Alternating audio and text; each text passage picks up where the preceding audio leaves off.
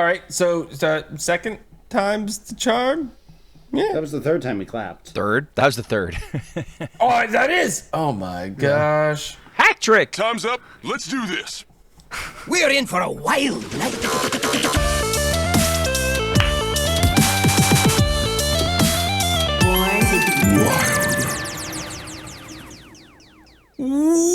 Welcome, everyone, to episode 283 of Born to be Wild, a wild Hearthstone podcast where we have fun, hanging out with friends, talking about the wild formats of Hearthstone, and spotlighting members of the wild community. I'm your host, Hydralisk. It is great to be back here on a wonderful Friday evening here in beautiful British Columbia. I'm joined by my fellow host, ElectricSheepCity. Meowdy. And Schmoopydady. Dwarf sounds. Wait, no, that's not my part. Well, spoiler alert. Announcing the return of the lore master, Goliath the Dwarf. Glad to be back, as always.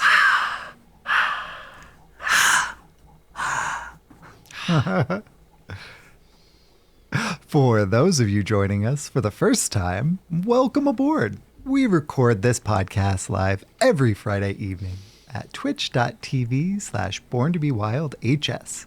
And the video version of this podcast is posted to YouTube shortly thereafter. Audio versions are also distributed to all of the podcast apps. However you are watching, listening, or absorbing via osmosis this podcast today. Thank you. Yes. You.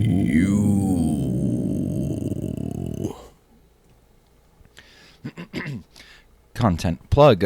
Schmoopydady Daddy Mac. Schmoopydady. Before we get into the main topic of the show tonight, I'd like to say a quick thank you to the patrons of our show. Your support means the world to us. I love it every time he says it. If you enjoy this content, please like, subscribe, and comment on this video on YouTube.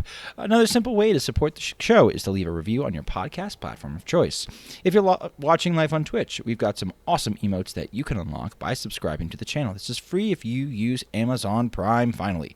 If you'd like to support the show financially, you can join our Patreon for as little as $1 per month. We have some channels in the Discord that are unlocked by subscribing to the Patreon where you can see the show coming together each week.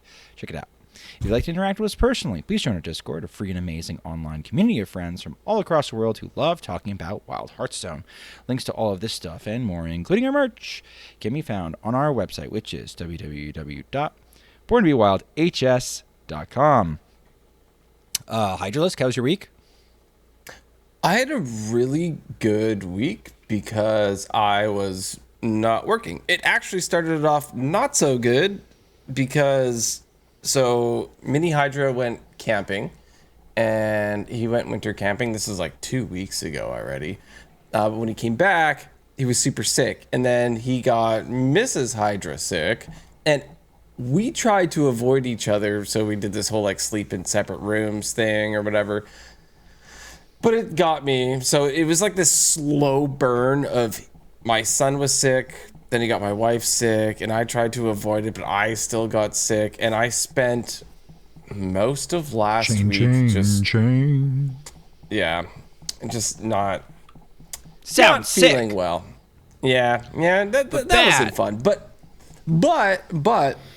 regardless, we did our annual spring break, which is something that our family does, which is kind of cool. Mrs. Hydra started for Mini Hydra years back. If you've been listening to the show, you'll know it's like scavenger hunts, minute to win it games. You get prizes. We do it every spring break. We've been doing it for fun. 10 plus years at this point. Like, it's really, really cool. I kind of put this sort of teaser image in the Discord, and it's like a hallway in our house, and it's got all these balloons hanging from the ceiling.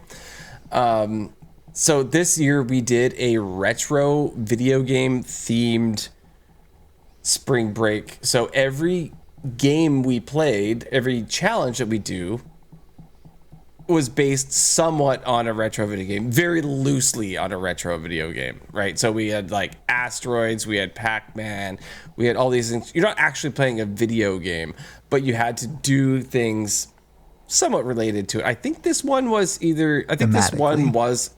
Yeah, I think this one was asteroids. So if you look at the image, there's like, it's 40 balloons in a hallway. And the idea was you had to run down the hallway blindfolded with a tack in your hand and pop as many balloons as possible. Ooh. We counted them after, right? But you only had like one shot at it. You just had to run down the hallway and swing with the tack in your hand and see how many you would pop. And You only we got did other one ones. shot. Yeah, we did other ones based on Frogger, on Space Invaders.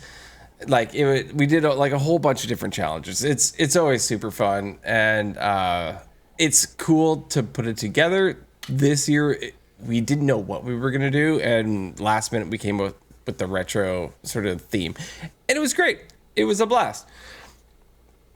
There's not much more to say about it, other than it's just like a Hydra family, tradition that we do every year. My son's getting older. He's 17 now. So like, I was a little worried that, he's not going to be as into it this year.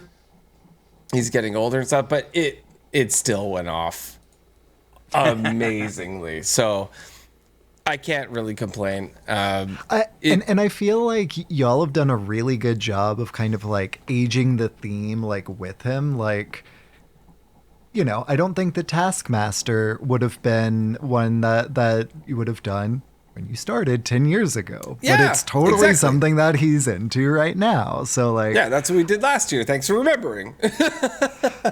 so now retro video games, like he's about the right age to like actually really dig and appreciate those and like connect the dots. So like y'all do a really good job of connecting those, aging that with him. So I see why he hasn't gotten tired of it, because like it's still so kickin' rad. I always look forward every year to hearing what you're doing. Yeah, I could tell you more off air about the different challenges that we did, but it was super fun. Sometimes there's like a dud where you think like the game's going to be cooler than it is. Like we did a Dig Dug one. If you ever played Dig Dug in your life, where we put coins in a bowl of flour and you had to dig with chopsticks and find the coins. And we're talking like real life coins, but the coins kind of like actually, as you're going, they shift with the flour and they go down. So they just all ended up being at the bottom. Like that was, that one was a dud, like for sure. But there's so many other ones. It was a dig dud.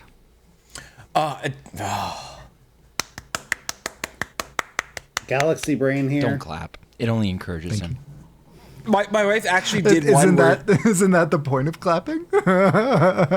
We actually did a real life Tetris where she used her cricket to make full Tetris pieces, and you had to solve a Tetris puzzle too, like that. Cool. Yeah, like it was pretty dope. Anyways, like I said, she puts all the effort in all the time. Sometimes I come up with ideas, but it's mostly her. She does a fantastic really job. crafty? Anyway, so she's crafty. Very much so.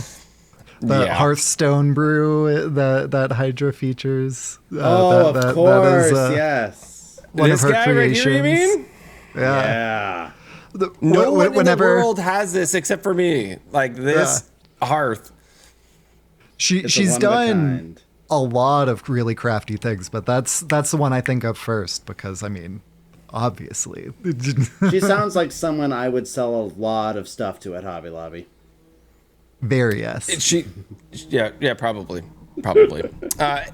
Anyway, it was fantastic. I've got a really lame update on my book reading, because I still haven't finished the same book that's like 800 pages that I've been on for like a month.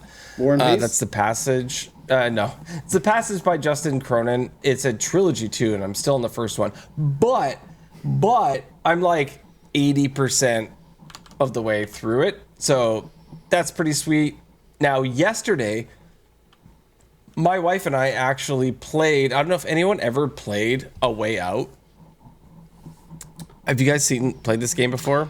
Never played it, but that's the one where you escape jail, right? Yeah, Goliath, go first. I've never played it, but I think I've seen it on some YouTube videos. That's the one where you escape jail, and it's a 2-person game, right? Correct. Schmoopydady? I've seen a Let's Play of it. I think I watched Game Grumps try to play this. Yes. Oh my gosh! So it's Nice. the same people I talked about.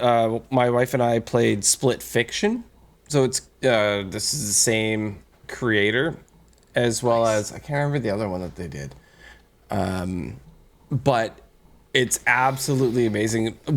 So my wife and I played this in 2 sessions. It was only about like a 6-hour game. We played 3 hours one day, 3 hours the next day, but we couldn't stop. That's how good it was. The like cinematics and everything. Like it is amazing. Like the camera movement, everything. It was so good. And we're actually gonna go back and do a second playthrough is the plan, because apparently the game ends multiple ways. So Love those kind. yeah. So that was fantastic. We just finished that yesterday. And 6 hours is such a perfect like time frame for a multiple endings kind of game. Like, I got all of the trophies for Detroit Become Human. I'm very much a fan of going down those multiple ones. 6 hours, I feel like, is a much more like digestible. Like, okay, I can do that. That's just like 2 long movies. Yeah, exactly. And action-packed almost the entire... One thing I will say is the game goes through multiple genres. It starts fun. off as like stealthy, and then it becomes puzzly, and then it becomes like there's like a side beat 'em up sort of style. There is like you're playing Call of Duty at like a certain point. Like it's all over the map. So it's really cool how they integrate everything. Highly recommend. It was really great. Anyway, enough about me. There's so much more that we'll talk about with what we've been playing in the expansion and stuff, maybe on next episode or whatever. But that was my week. Electric Sheep City. How was your week? Well, it was a long week. Every time I would go in to drop my kiddo off, I heard the cacophony of toddlers coughing. That's why I call it a cacophony, not a cacophony, right? Like, and it's like, well, I know what's gonna happen, and lo and behold, today was the day. I mean, fever started last night. Poor kiddo doesn't feel well. He had ear tubes before they came out. We went ahead and went to the urgent care, because he started talking about his ears already. And they're like, well, there's fluid there, but it's clear, like it's not infected yet. So we can't do anything. Yeah. But we did, right. It's like, I mean, we can tell what's going to happen. It's like he just got over like a back-to-back ear infection because he had one. And then while he was on antibiotics for the one ear, the second ear got it. And so, I mean, it's going to happen again. I think poor little dude's gonna have to get ear tubes again. Rough. But on the more, very rough. But on the more positive side, I did hit, before the expansion dropped, I was kind of more, I let achievements kind of bank up. Not just achievements, and quests, which is what I meant. I just was a little less engaged, like leading up to it, because like I played in theory crafting. I knew that the new cards were going to be fun. I was really looking forward to it. I wanted to hit some milestones with that, right? And so I hit a couple of milestones.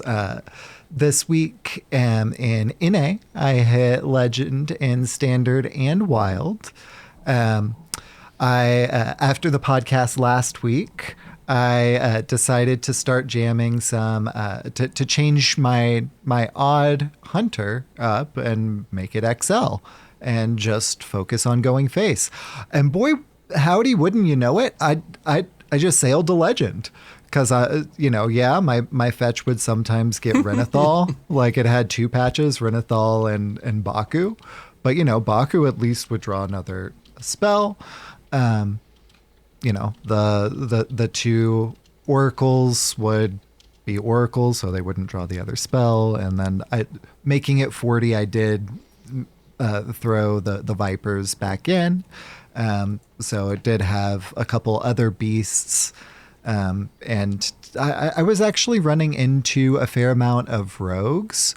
So I actually was playing my my Viper for, tempo/value, like as Viper was intended before it even had tradable more than once. So I was like, oh yeah, all right. I can see why the 30 list was running Viper. Like now having played with it, all right, I concede. But we've also I also hit Legend in Standard, and I don't know if I had hit Legend in Standard already by the time we were recording last week, but I did that thing with the Herald Warrior before the kind of like Gladiator Warrior was at the very least like popularized. So if you don't play Standard, I just spoke gibberish, but that's okay. It's like a big warrior, essentially. And that's kind of been the week here in this city of Electric Sheep. Schmoopydady, how's it been going down in Daddy Town? Sure. I'm on break next week. Today was my last day of school. Today it was like kind of a scuffed week at work. My school did something really cool where they set up a day where basically everybody could take the SAT for free who was a junior, and kind of finagled some weirdness as far as like what everybody else was doing. It was actually kind of comical. The seniors were basically told like, all right, stay home. You guys, this day is not really for you guys. You guys are remote learning. But the reality is like, it was remote learning, but like, they weren't really doing a whole lot, right? But they're seniors, so like, it's kind of like, who cares? It's not about them. They're remotely learning. Yeah, like sophomores got to go on a trip to visit various colleges, so they could start that process early, nice. Which was pretty cool. That was a little bit less like, yeah, okay. That one was a little bit more legitimate. Mm-hmm. The freshmen, it's hysterical. They had like a field day. They were like running around like border collies. They were just like, all right, let's get out there, Skippy, right? And had them running around as you need to do with freshmen, because otherwise, like, how it goes. It's just like, they're gonna start chewing on the couch or tearing up a newspaper or something. So I was helping Los Dos. Yeah, Porque no los dos. So that was like kind of broke up the week. And then the rest of the week was sort of poorly attended, just because it's like the week before break. So like, and it is a broken week. So students kind of sometimes have trouble motivating themselves to come to school. So, but that, that was nice and easy. It was kind of cool because this week was my opportunity to do my first meta video. I felt like I had a pretty good handle on what was happening in Wild, so that went swimmingly. It's going off like hotcakes. Very happy with that. I watched it.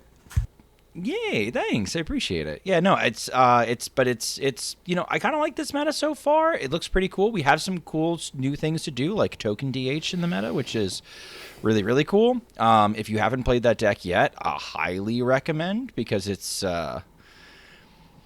hard.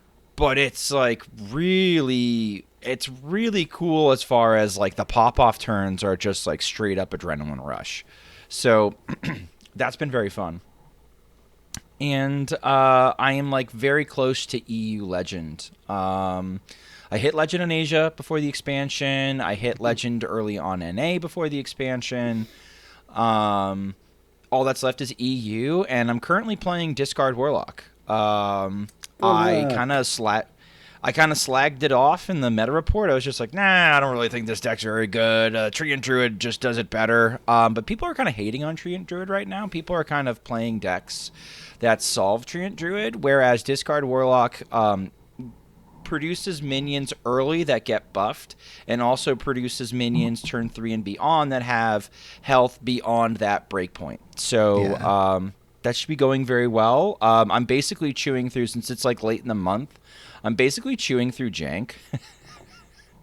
Like, it's kind of brutal how much I'm chewing through the jank that I'm playing against. Like, I forget. Oh my god. I played against. I'm trying to give an example. I played against a Jungle Giants Druid as like my first game. Yeah, post there you D5. go. Yeah. I then saw like I don't know.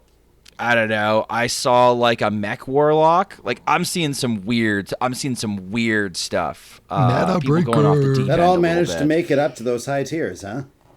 That's right. Well, it's not really. It's just it's D5 late in the month, so like people who are just sort of playing whatever, don't care if they hit legend, care if they hit legend, everything in between. They're doing whatever at this point. So, you know, whatever nonsense comes to their mind, that's what they're up to.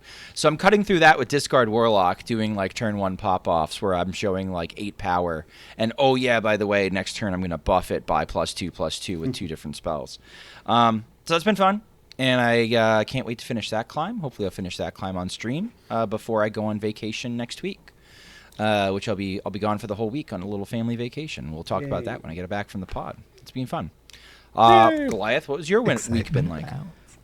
My week has been turned upside down a little bit because I got called for my first ever jury duty this week.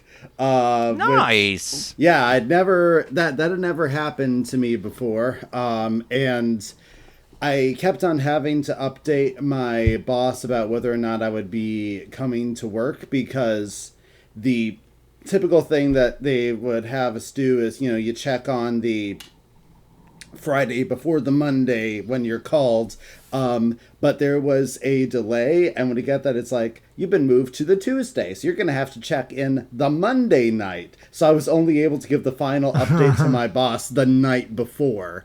But yeah, you know, show up at the courthouse, sign in, a lot of sitting and waiting, like 4 hours of sitting and waiting with the occasional recess. No. Because did you have your phone? Could you play Hearthstone?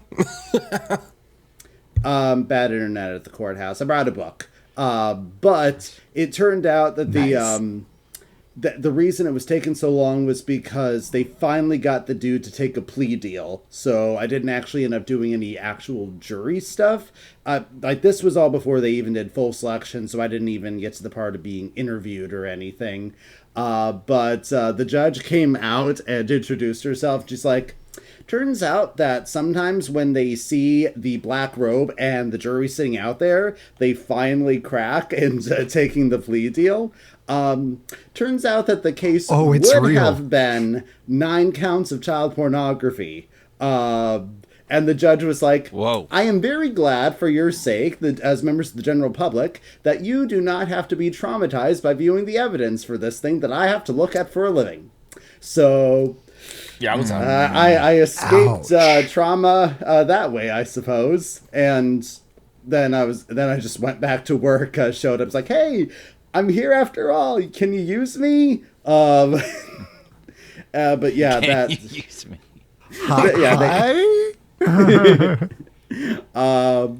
But yeah, so that was that kind of threw everything off for me schedule wise this week. I've been spending a lot of time when I'm not in my main job doing side gig type of things. I'm really, especially as we're having better weather now and more sunlight, it gives me a lot more energy. And I am currently in a really determined mood to speed up student loan repayment. I would really like to get out from under the shadow of that earlier rather than later in life.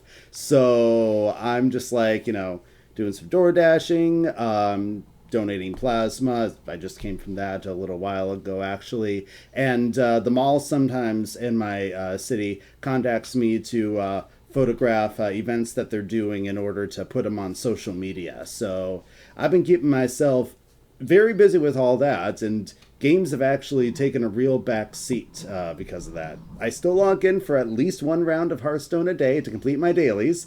I have an almost unbroken of that for Nice. going on 10 years now. Not quite 10 years, but almost completely unbroken, maybe 1 or 2 days where I didn't log in. Hearthstone is the one constant game in my life that I do at least a little bit of, even as the other games come and go in my interest. Was that what you were going to ask, Sheep? I did have another question. Yeah. And this is from somewhat earlier, and that is you mentioned that in jury duty, kind of waiting room, essentially. Yeah, we were which sitting in the was courtroom. most of the experience. Yeah. Been there. You mentioned that you were reading a book, but you didn't specify what book you were reading. What book did you read while you were passing the time? It's called the Josiah Manifesto. Basically, it's kind of some theory stuff about connecting ancient biblical prophecies to current day events and stuff. Well, it was written a few years ago, so it's not current, but it's a lot of real interesting ideas. I don't fully agree with like every single conclusion the guy says, and I think some of his writing and logic could, use it. I don't think not all of it would pass the scrutiny that my college papers had to pass, but at the very least, I do find some of it genuinely interesting for my own beliefs. But I'm also currently working on designing a new D&D campaign set in a big desert area, just combining influences of every desert culture: ancient Egypt, Arabia, Sick. Persia, Australian outback, the Wild West. I'm currently building that. I'm launching a new D&D campaign with my friends after we finished a very Fae-themed campaign that was running for 3 years back in December. So I'm collecting so many different ideas of just things to shove into this game. And it's going to be so much fun. Well, the coolest part about the book you're reading is that once you get to the end, you'll find out that it actually it updates to current events. So that's the coolest part. And again, I refresh. I swipe to refresh the book. Yeah, Right. New article pop up. Like you, I don't always agree with his conclusions, but it's still a good read. I check it every once in a while. Yeah. But yeah, that's been my week mainly. Real busy. I almost forgot one really big thing that I've been working on here. I am now officially the owner of an LLC. I've been working on figuring out the navigating bureaucracy and paperwork and all of that, mainly because my candle making hobby that I mentioned last time is turning into a candle making business. Nothing major. I mainly just want to sell at craft fairs and farmers markets and stuff. But the thing is that when you are selling somebody something that is designed to be set on fire, you better have liability insurance. Because people can be really stupid and they could burn their house down and take away everything you have. So I am making sure to follow all of the legal steps in order to do it. And no, before you ask, I have not yet created a cobalt candle called Take Candle. I am interested in the idea. You guys mentioned this last time I brought this up on the last lore episode. But Because I would like to buy candle. yes, it would be very fun. He wants to take candle. I have to get around to designing that. Also, I would have to figure out how to make it legally distinct enough to be a nice homage, but not have Blizzard sue me. So, You can't say like no take candle. Don't take candle. No bueno candle. Like, I don't know. There's got to be like something you can do. Chat, I am open to ideas if you want to say something now or in the Born to Be Wild Discord server, which everybody should join if you are not currently a member of. Do not steal my illumination device. That's Goliath. You could always tempt multiple parties and call it candle. Take, and then just like color the kobold green, and then tempt Disney while you're at it. Like, I mean it. Why not? It'll be a long-running project to figure out how to make a kobold-shaped candle, but I have it filed in the ideas to get around to someday when I eventually get a 3D printer category. Ooh, yes. That's going to be very far down the road right now. I really want to move into a place that has it's big enough where I can have my own dedicated crafting room, because the candle making takes up most of my living room and my kitchen. Which makes it interesting when, in order to cook, you have to shove aside the blocks of wax and bottles of fragrance oil in order to cut your pizza. Just don't start welding in your living room. Yeah, no. Not with that attitude. Bake candle. That's the idea. I haven't had a mishap yet. Not saying it can't happen. But yet being the key word. you hedged your bets. Mm-hmm. Fate was not tempted this day. Yes, and that is in fact my week. Welcome to the news. The news is so good. All right, so this week in the news, we did have a hotfix patch, and we're not going to talk about it, because we have an amazing lore episode. But we also did have a teaser. I would like to talk about that quickly. So, Play Hearthstone on Twitter, we don't call it by its real new name, did place a tweet that said, "Spring has arrived, and while we love watching things grow, Imbue Druid might be growing a little too well. More updates to come on April 2nd. So as of recording, it is the 27th, so April 2nd is a full week from now. And for those of you who speak millennial emojis, the tree emoji and the axe emoji, which sends a pretty clear message. They're gonna axe the tree. No! No way! That is such a good impression. It's creepy. How'd you guys know that? All right, like I said, Really? we're not going to get into the news too much because of the wonderful things he does. Da da da da da da da.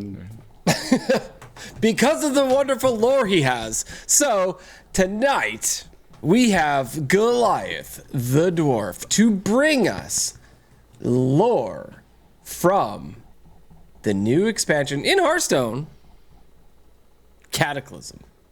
Yes, new expansion in Hearthstone, very old expansion in World of Warcraft. But so yes, tonight, everybody, we are going to be kind of a mix of new and old here. This story is going to touch on elements that we have covered spread across several previous episodes. You may remember Onyxia's Lair, the mini set back that came out with that whole long-running theme. Mm-hmm. What year was that for the animal? I get them all mixed up at this point. There's been so many. There was Barons, there was United in Stormwind, and Fractured in Alterac. Griffin, was it? Was that year the Griffin? I also forget. Yeah, there's just been so many at this point. Griffin or Wolf? But maybe. Oh, it might have been Wolf. Maybe Wolf. Could have been Wolf. I think it was right. I know it was right around about then. Yeah. That sounds right. Yeah, I think it was Year of the Wolf. But anyway, so yeah, there's we're going to be touching on stuff that with Onyxia. We've done ones talking about all the black dragons. Ajara's going to pop up briefly in this. We did a whole thing on Naga previously, but we're going to combine all of these into a more connected story than we had before. A lot of it in summarization style for the sake of everybody's time, yours, mine, and the audience's. And then we're going to also kind of split it in between a bit of a look at a family of dragons, and then going over basically a summarization of the events of the Warcraft expansion Cataclysm that relate to cards we see in the Hearthstone expansion Cataclysm. So with all of that out of the way, we're going to start by talking about Deathwing. Who is Deathwing? So you guys remember from Descent of Dragons that old buddy Galakrond, who's actually the first dragon hero card that was spread across multiple classes and that you could buff up and make more powerful with special exclusive keywords. Well, actually, yeah, that's where they got the Deathwing idea, I think. Yeah. But Pretty similar vibe, huh? yeah. Maybe in more ways than one. Yeah. I'm guessing. I don't know the lore yet. But yeah, essentially, as you may recall from our lore episode around that expansion, Galakrond was this massive monstrosity of what back then was called a proto-dragon. Dragons essentially evolved from elementals who escaped from their elemental plane prisons into the physical world and ended up evolving a bit more fleshy parts, so to speak. Galakrond was one of these. He ended up consuming a lot of stuff, turned cannibal, grew massive, got necromantic powers, and became such a threat that it took the Titan Watcher tier and 5 special proto-dragons who were brave enough to take down Galakrond. And as rewards Like you do. Exactly, as you do. And as rewards for helping to defeat this threat to all life on Azeroth that every other important figure just was ignoring because they didn't take it seriously. The 5 proto-dragons... They never do. Nope, they never do. You try to warn them, but yeah. But they were infused with powers from the Titans and became the dragon aspects. And this spread around to other members of what we call the Dragon Flights. You have the red, led by Alexstrasza, the bronze, led by Nozdormu, blue, led by Malagos, green, led by Ysera, and the black Dragon Flight, led by Neltharion. That was Deathwing's original name, Neltharion. And he was actually a really nice, chill dude at the start of all of this. He was given, through the blessing of the Titan Khazgoroth, who you may remember as a warrior Titan card back from Titans, the Hearthstone expansion. You always have to say it like that. Titans! I will now do so from now on. Just like Hydra mispronounced Cataclysm earlier. Precisely. It's in all caps, my dude. There we go. Mistake. So Neltharion was given special ties to the literal earth of Azeroth. He was known as the Earth Warder. He is the protector of the planet and had special ties to the element of Earth. And yeah, it's just kind of his whole thing that he's very connected to it all. He spent a lot of time working on various ways to keep things going. He did a lot of experiments trying to figure out things to combat enemies and to help keep things running in his duties there. He actually ended up creating what would eventually become a World of Warcraft playable race known as the Drakthir, sort of a humanoid dragon type of creatures.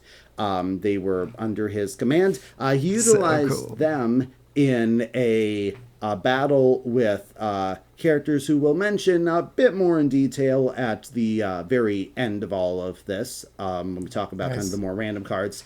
But the Primal Incarnates, who were basically dragons who, while the dragon aspects were infused with power from the Titans, which is a very orderly type of magic. That's actually where arcane comes from. It's like the magic of order as opposed to fel, which is the magic of chaos that the demons use. But there were other dragons who were like, no, we don't want this order stuff. We want to be wild and free and embrace our chaotic elemental side. They became known as the Primal Incarnates, and there was a big war that they ended up having, which was actually something that drove Neltharion so desperate after his countermeasures were overcome that he started to embrace the whispers of the old gods. Yep, that's the name of that Hearthstone expansion. Because the thing is that his connection with the earth was so strong. What's imprisoned in the earth? The old gods, in prisons way, way deep below the earth. He's connected to all of that and a lot more susceptible to it because of that.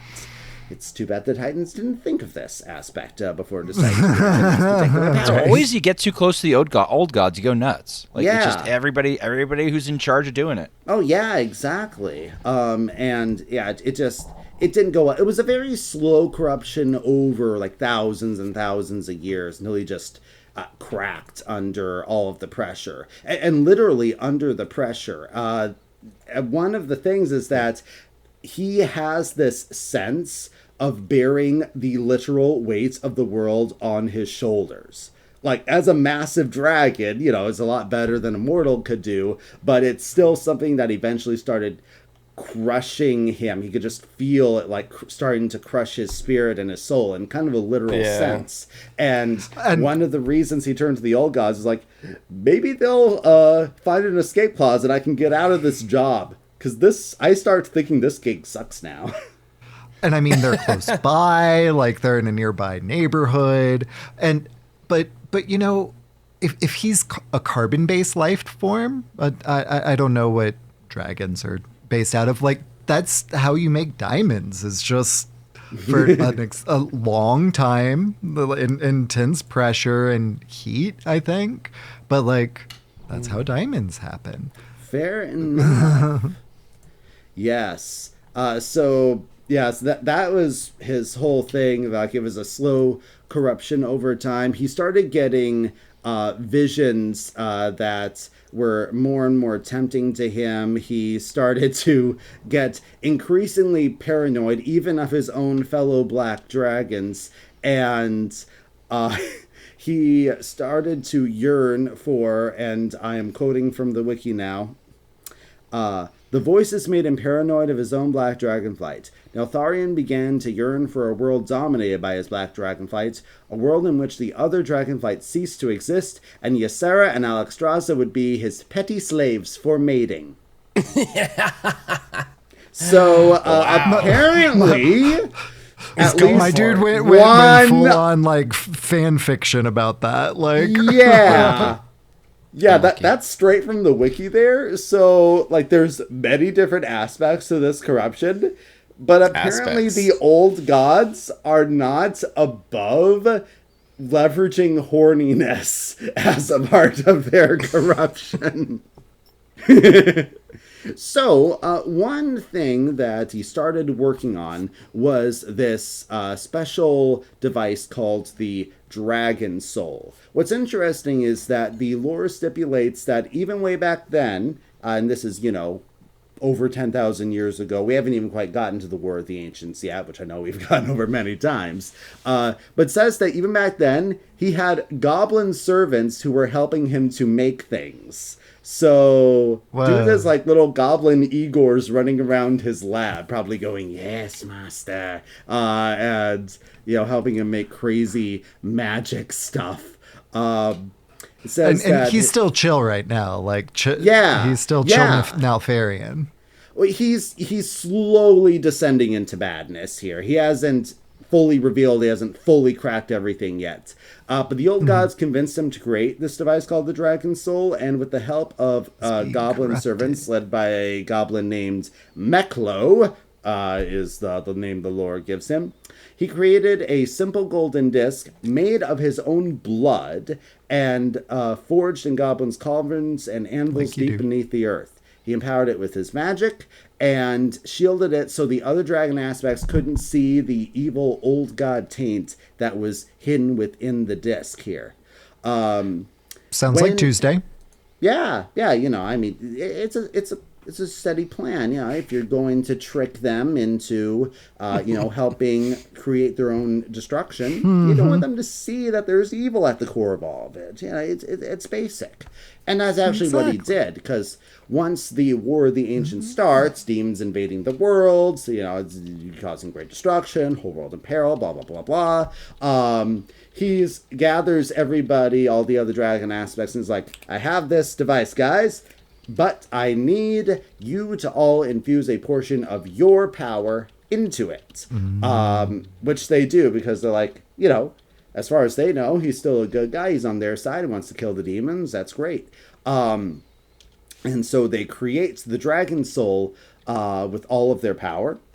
But then in the middle of the fight, when first he turns it on the demons, and it's fantastic. And then he just decides to turn it on literally everybody else at the same time. He turns it on their Night Elf allies. He turns it on all the other dragons. The blue dragonflight in particular is decimated as they just like fully fly in at it. But it's like a one-shot laser. You just go, pointing it at it. And just man. It literally unmakes what it's pointed at. Like, not just killing, like unraveling their, existence. It's really powerful stuff. Yes, Schmoopydady. Okay, I'm sorry. I know we have a lot of lore to get through, but I'm very curious about this one aspect.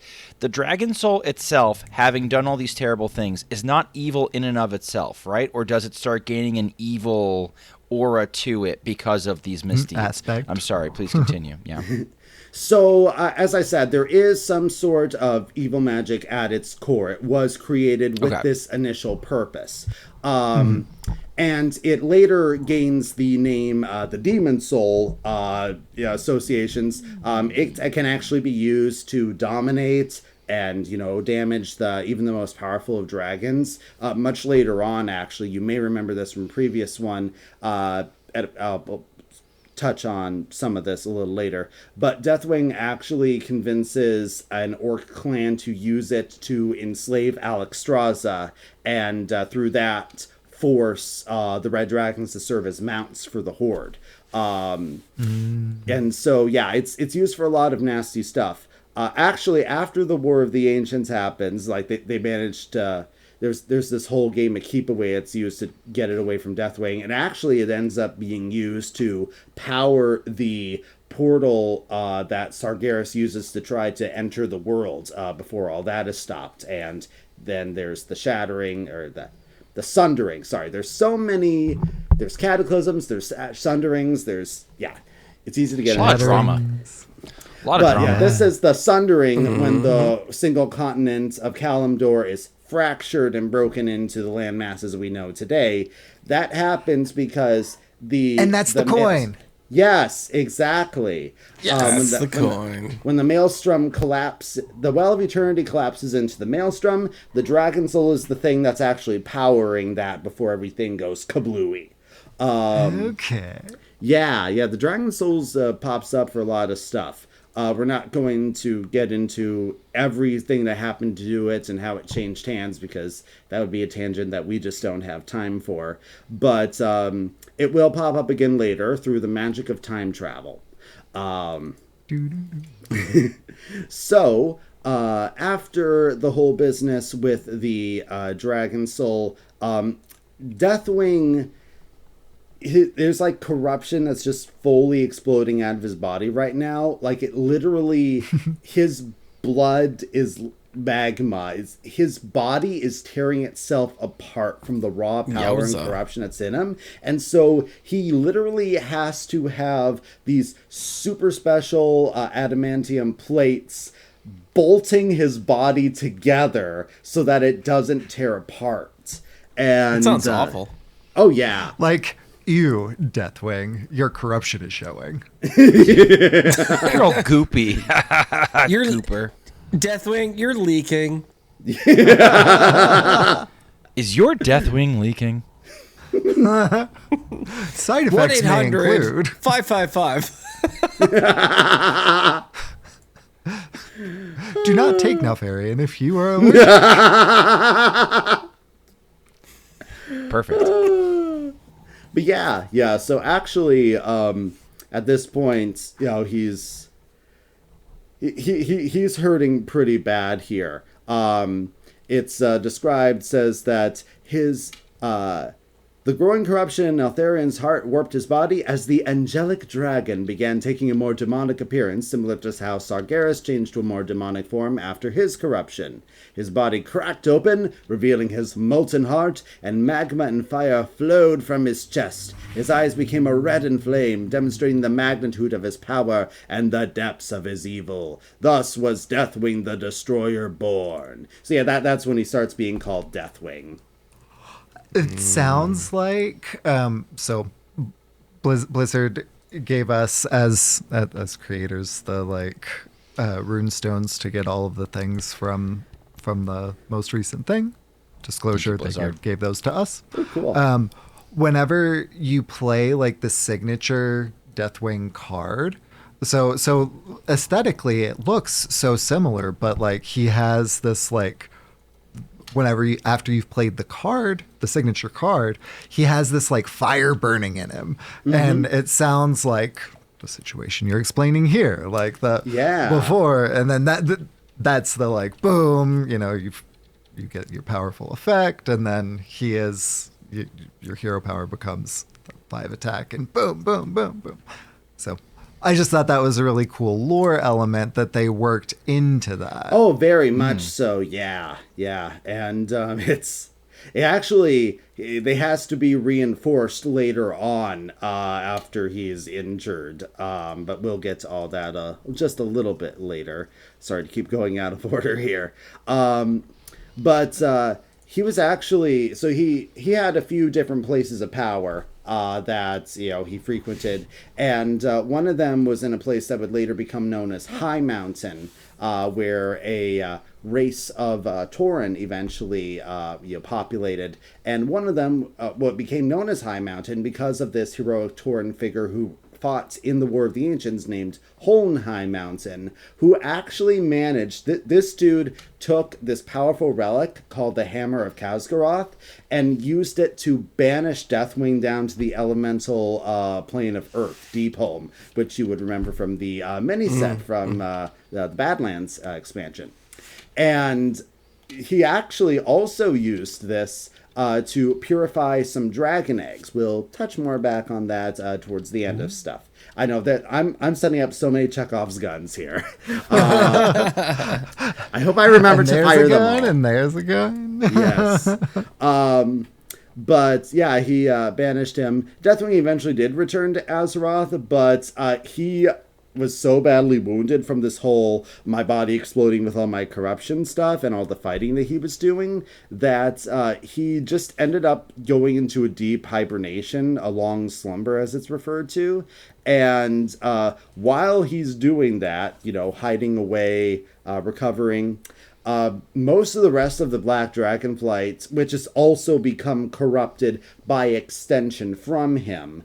It's not just him, it's all the black dragons. It's like something now like tied to the nature of being a black dragon. You have this susceptibility, this corruption, this linked, like they all have the same agenda at this point. They all follow Deathwing. Mm-hmm. There aren't really any black dragon rebels or anything at this point. So most of them are just hunted to extinction by the other dragonflights. So there's a lot less black dragons. And rebuilding his Black Dragonflight is going to be a major goal for Deathwing in the future. So now we get into what is the first 3 Warcraft games before Warcraft ever came out. I know that some of you guys have at least played some of them. Warcraft 2, Warcraft 3. So some things that were going on. Let's start with the time of Warcraft 1. So Deathwing is basically... he sees this app as an opportunity. You know, he gets ideas from the old gods about, you know, ways that he can leverage the situation here. And he sees the orcs invading as a great opportunity to take control of a powerful force that he can utilize for his own benefit here, and ushering in the the hour of twilight. This is the moment of everything ending, that the old gods, basically the rebirth of their old black empire and such. And you mentioned earlier that there was a black dragon flight that he needed replacing. Yes, This very sounds much like so. a candidate.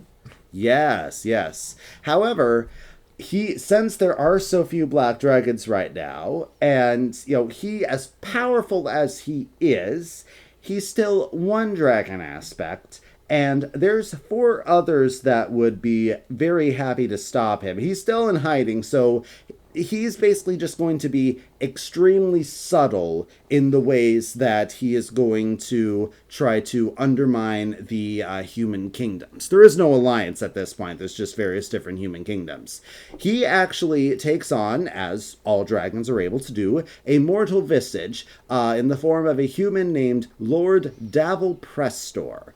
And he basically goes to the northern kingdom of Lordaeron, where there's, you know, councils and nobles convening, and messengers from Stormwind that are being attacked by this strange race of green-skinned, muscle-bound brutes that no one has ever heard of before. They're trying to send desperate pleas for help, but he, through skillful manipulation and a little magic affecting people's minds, he just ingratiates himself, like charms everybody, and just laughs off like, orcs, there's no such thing, this is ridiculous, these poor Stormwind southern folks, so far away from everyone else, they're making stuff up, they're exaggerating, they're hallucinating, whatever it is. And basically he single-handedly manages to stop any aid from any other human kingdoms from coming to help Stormwind during the First War, so the time of Warcraft, Orcs, and Humans. He continues this charade as a human noble for a while, but he also, then he goes and takes on the role of an orc to infiltrate the Horde and learn more What a about guy. them. Yeah, so... So retroactively, when you're playing orcs and humans, one of those orc minions could very well be Deathwing in disguise. You don't know. And yeah, as a servant of the old gods, he eventually, after Gul'dan, who was controlling the Horde for the Legion, was eventually overthrown, Deathwing's like, hey, this is actually good, because technically the old gods and the Burning Legion are actually bitter enemies. The whole reason that Sargeras became corrupted and started the Burning Legion to destroy all of existence is because he's terrified of it being corrupted by the old gods. So he's like, hey, we're loosening the Legion's grip on the Horde so I can get my own claws into it. Or that's his thoughts at the time, at least. And then this is the part where, because he's concerned about the Horde now being a little too weak, that they could easily be beaten, where he manages to get the Dragon Maw clan he sends visions to their leader and shows them where the, now at this time called Demon Soul, is kept, because it was enchanted by the aspects after whole fiasco so that none of them could wield it. So no dragon can touch the Dragon Soul / Demon Soul. So Deathwing just has to use a proxy here. He, gets a war chief to do it. The war chief sends this powerful warlock named Necro Skullcrusher to learn how to wield it. Deathwing secretly sends him visions and dreams that teach him how to use the Demon Soul. And that is when the whole enslaving Alexstrasza and using the Red Dragons as mounts aspect comes in. Which I think... There it is. Aspect. Yes, exactly. This is in a place called Grim Batol in what will later be known as the Twilight Highlands. Eventually, there is a massive battle involving the Aspects and a mage named Ronan, who you may remember as a Hearthstone card from much earlier in. Actually, Illyria Windrunner Vanessa Windrunner is involved in this as well. And she and Rowan ended up getting married. It's a whole like novel of events that basically happen at this time. Probably literally. Yes, not literally. Yes, And- it is. Which is why I don't have time to go into all of it here. Right. But the core of it is that he's able to, he was making some headway there, but then he lost it all. So he goes back to the manipulation stuff as Lord Davil Prestor. This time, he decides to lay claim to a whole Alliance kingdom. You see, there's this kingdom called Alterac. That's where Alterac Valley is located. Heard of it? Where the king basically betrayed the Alliance and to the Horde and sided with them. And so, he's clearly out. He's overthrown once the Alliance wins. Get out of here, you traitor. So Deathwing, in his guise as a noble, actually claims to be a long-lost blood relative of this king and says, I should have the rightful inheritance. His goal is to get so much power as a human noble within the Alliance that he can work to destroy them from the inside. And this is one of the funniest parts.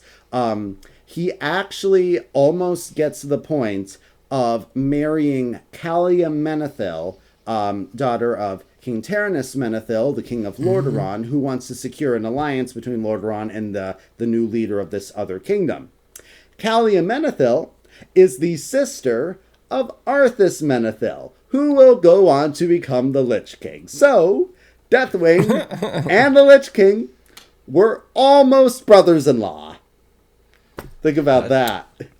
But as it just so happens, Deathwing kind of ended up losing again. And he ends up having, after this whole Battle of Grim Batol thing, he ends up having to retreat again down to Deepholm in order to use his connection with the earth element to try to speed up his healing process. And he's down there for a really long time, many years. And all of a sudden, Lord Davil Prestor mysteriously disappears. No one knows what's happened to this guy, coincidentally, after this dragon had to leave the earth. And then all the magic holds that he was having to sway everybody kind of disappears without his presence there to actively control it. And so Kalia, thankfully, does not have to get pressed into an arranged marriage with a dragon in disguise, which I think would, that would really suck for her to have to be married to Deathwing. Good news. For an additional reason I'll get into a moment when we talk about Deathwing's mate. Yes, good news? Yes. This is not Blizzlet.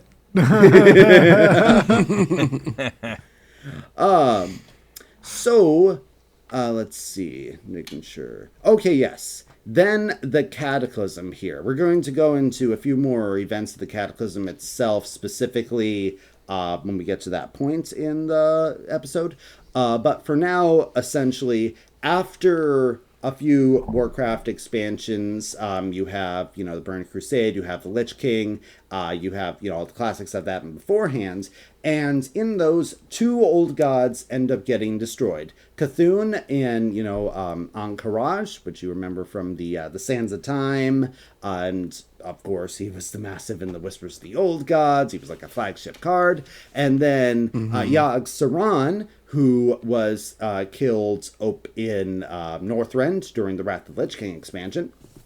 The last remaining old god at this point, N'Zoth, he is the one who's down in the bottom of the ocean, and he sees that, Swimming around. These mortal heroes, they're proven to be a lot more like they never thought that anyone could ever kill an old god. And he's not scared, so to speak, but he does see the window of opportunity closing. And so he's like, okay, it's time to throw everything we have at this world. We're going to bring in this hour of twilight here. We're going to destroy everything. And Deathwing is going to be the herald. He's going to be the one who's going to coordinate all of the many corrupted forces that we have acquired and, make sure that everything is running smoothly. We're going to have multiple plans into play. He's going to make sure that at least one of them succeeds. If at least one of them succeeds, then we get to destroy the world. But we need someone. Are you super pondering powerful. what I'm pondering, Goliath? Yes.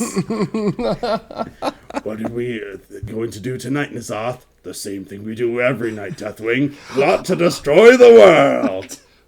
Oh, I think so, Goliath. But if we didn't have ears, wouldn't we look like weasels? I am going to pull out the Warcraft Chronicle Volume 3 right now, which covers events from Warcraft 3 up through the Cataclysm expansion. The time to usher in the hour of twilight was now.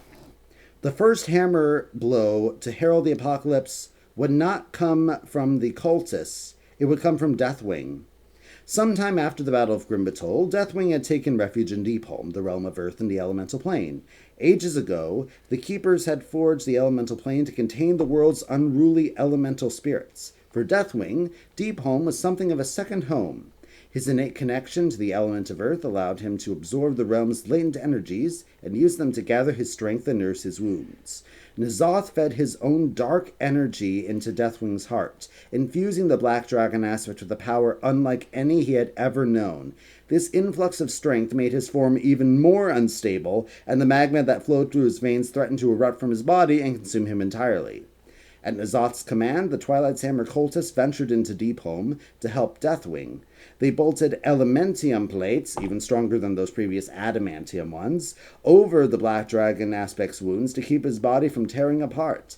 The process was agonizing, and Deathwing often unleashed his wrath on the cultist. As the cultist tended to Deathwing, Nazoth reached out so its other allies in the elemental plane. When the world was young, the old gods had enslaved Azeroth's destructive elemental spirits and used them as weapons. They would have a role to play in the Hour of Twilight as well. Nazoth called on the elementals to prepare for war, but not all of them answered. I will touch back on more of this later when we get to that part of the story. But essentially, Deathwing just erupts out of the Maelstrom, which is actually a connection between the world of Azeroth and the elemental plane of Earth.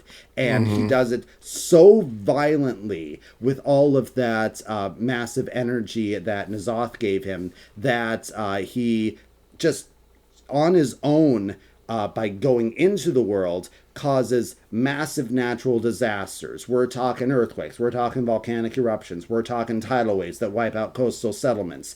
This is a whole thing, that's why it's called the Cataclysm. It reshapes the Earth, and conveniently gave Blizzard an opportunity to update the map of the world, which kind of sorely needed some new graphics and new zones at the time. Very convenient. Conveniently, yeah. At the same time, his dollar store band-aids Exotic weren't new working locations. anymore. He had to get some top tier band-aids because Essentially, yeah, because the wounds were opening even more so we needed to upgrade. Yeah, so that's the craziness that leads up to the Cataclysm there. And we're going to put a pin in that now, because now we're going to talk about the Deathwing family, which is so toxic, such a messed up family, that you could have a Keeping Up with the Kardashian style reality TV show about these guys, in my personal opinion. Nice. So we're going to start with Deathwing's mate, or rather former mate, Sinestria. Now, that actually isn't her original name. Her original name was Cyntharia as a dragon, and she was the prime consort of Deathwing. So you need to remember that the way that the dragon structures work is that the aspect, whether it's male or female, has several consorts that they mate with in order to expand the flight. It's a prestigious role essentially that helps to keep the flight going. Now, Deathwing had, for whatever reason, he thought it was a great idea that after he was all corrupted and had magma spilling out of his barely contained bodies, he's like, you know what I'm gonna do? I'm going to mate with all of my consorts while there is lava spilling out of my body. Cyntharia is the only consort to survive this. Yeah. That's based. He burned most of his ladies to death by trying to mate with them. And you mentioned earlier painful. Mm-hmm. Yeah. You definitely should wear oven mitts before handling Deathwing. Let's put it that way. I'm not handling Deathwing. I wasn't even thinking of it that way. Not with that attitude. Yes. Correct. Yeah. Or unless you are, sorry, who did you say again? At this point, her name is Cyntharia. Cyntharia. I kept wanting to say Sinestra, but I knew that wasn't correct. Mm-hmm. So Not yet. Yet. Okay. Yeah. So Spoiler. she changes her name later. So this caused her a great deal of pain and left behind scars and marks that would continue to burn for the rest of her natural light, her life. She's the only mate to have survived this at all, which probably said maybe that's why she was prime consort. She was the toughest or something. But yeah, she tried a few hobbies over time. At one point, she tried to curse the entire Kirin Tor of Dalaran with an ability that left them unable to use magic. But yeah, that was foiled by Alexstrasza's own consort. How do I pronounce this? Cori Alstraz. So basically, Alexstrasza's mate decided to have a little war with Deathwing's mate, and they thought that she was dead, but after of course she survived because there's more story to tell. And later on, Blizzard wanted villains, so why not? She just full on abandoned her mate and her children, the other black dragons. Just like, I'm out of here. I hate you. I don't know why I still have anything to do with you, Deathwing. You've done nothing for me. You've harmed me very badly. And at this point, she took on her own visage form, which is a blood elf named Lady Sinestra. And then she later took on that name for her dragon form as well, because she just really hated her name Cyntharia. I think it was a whole kill the past sort of thing. She's just like, I'm severing all ties with my previous identity. I am now Sinestra now. Now, she isn't entirely separated from her children. Like, she is, in fact, the mother of the other two black dragons we're going to be talking about, Nefarian and Onyxia. But, yes. Yeah, she has her own set of experiments that she is working on. She has this idea that she thinks is her own, but is actually being manipulated by Deathwing, who in turn is being manipulated by the old gods. It's manipulation inception here, of creating these experiments to create what is eventually known as the Twilight Dragonflight. This is a complicated process that involves using black dragon eggs that were present in Outland when Outland was destroyed and infused with energies from the Twisting Nether, creating Nether Drakes, which you may remember as the dragons that are used in the Warlock class from Descent of Dragons. That's the Nether Drakes. That's what they were used on. Yeah, she takes those and does experiments with them and ends up creating this flight of very powerful evil dragons called Twilight Dragons, which a couple of the cards we're going to touch on are very strongly connected with those. She's essentially the mother of these dragons, but, not a loving or caring one by any stretch of the imagination here. Mother! Yes. And she ends up, eventually getting killed, as all bosses must be in one respect or another. It says that she created, it says her ultimate creation was called Dragonax. And he says, was frustrated with Centauri's attempts to control him and turned on his mother after Varisa Windrunner managed to shatter the Demon Soul for a second time. That's more Dragon Soul stuff that's going on there. It had quite the ride. It said that basically this her creation's unstable powers finally destabilized after all this, and he burned away and took his mother with him. So basically he's like, I'm going out, I'm taking you with me because I hate you for creating me existence's misery. But we're not finished with her yet. Is he French? Not to my knowledge, but maybe they took that as inspiration when they created him. I don't know. It sounds like that very existential, like just hatred that is often stereotypically associated. I don't know if that's like one of those things that I should unlearn, like one of those stereotypes. I don't know. I'm not familiar with that stereotype, in all honesty. But then again, I've met very few French people in my life. I am half French Canadian. And I have my own share of existential crises. I don't know if that's genetic. I mean, whom amongst us does not? Fair enough. Okay, so now we're finished with Sinestra for the time being, and we're going to move on to Nyxia, Daddy's girl here. She decides to really lean into the continuation of Deathwing's masquerade as immortal to mess with the humans type of scheme there. So just as so she's literally Deathwing's daughter, but her assumed identity is also supposedly the daughter of his supposed identity. So she takes on the last name of Prestor as well. She is Katrina Prestor, which we actually have as a card separate from all the Nyxia cards back from the United and Stormwind. And basically, this is her whole thing. She is playing politics. She is manipulating. Basically, the whole thing is that these human kingdoms could be a big threat to the Black Dragons regrowing. We're still weak now. Mm-hmm. So we're going to do as much as we can to weaken them from the inside as possible. So, a really quick run through, because we've gone through most of this story in greater detail in other episodes.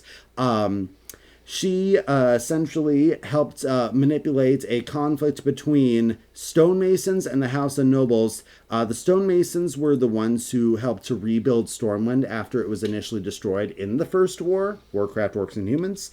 But Nyxia managed to manipulate it so that the stonemasons were not paid by the nobles and created a lot of unrest, during which King Varian Rin's wife was killed by a stray stone, and this actually led to the rise of the Defias Brotherhood and Edwin Van Cleef. They were those stonemasons who were disgruntled about being unpaid, and they went off, and you guys can check out more lore of that for the Dead Mines expansion that we covered way back when for the details of that story.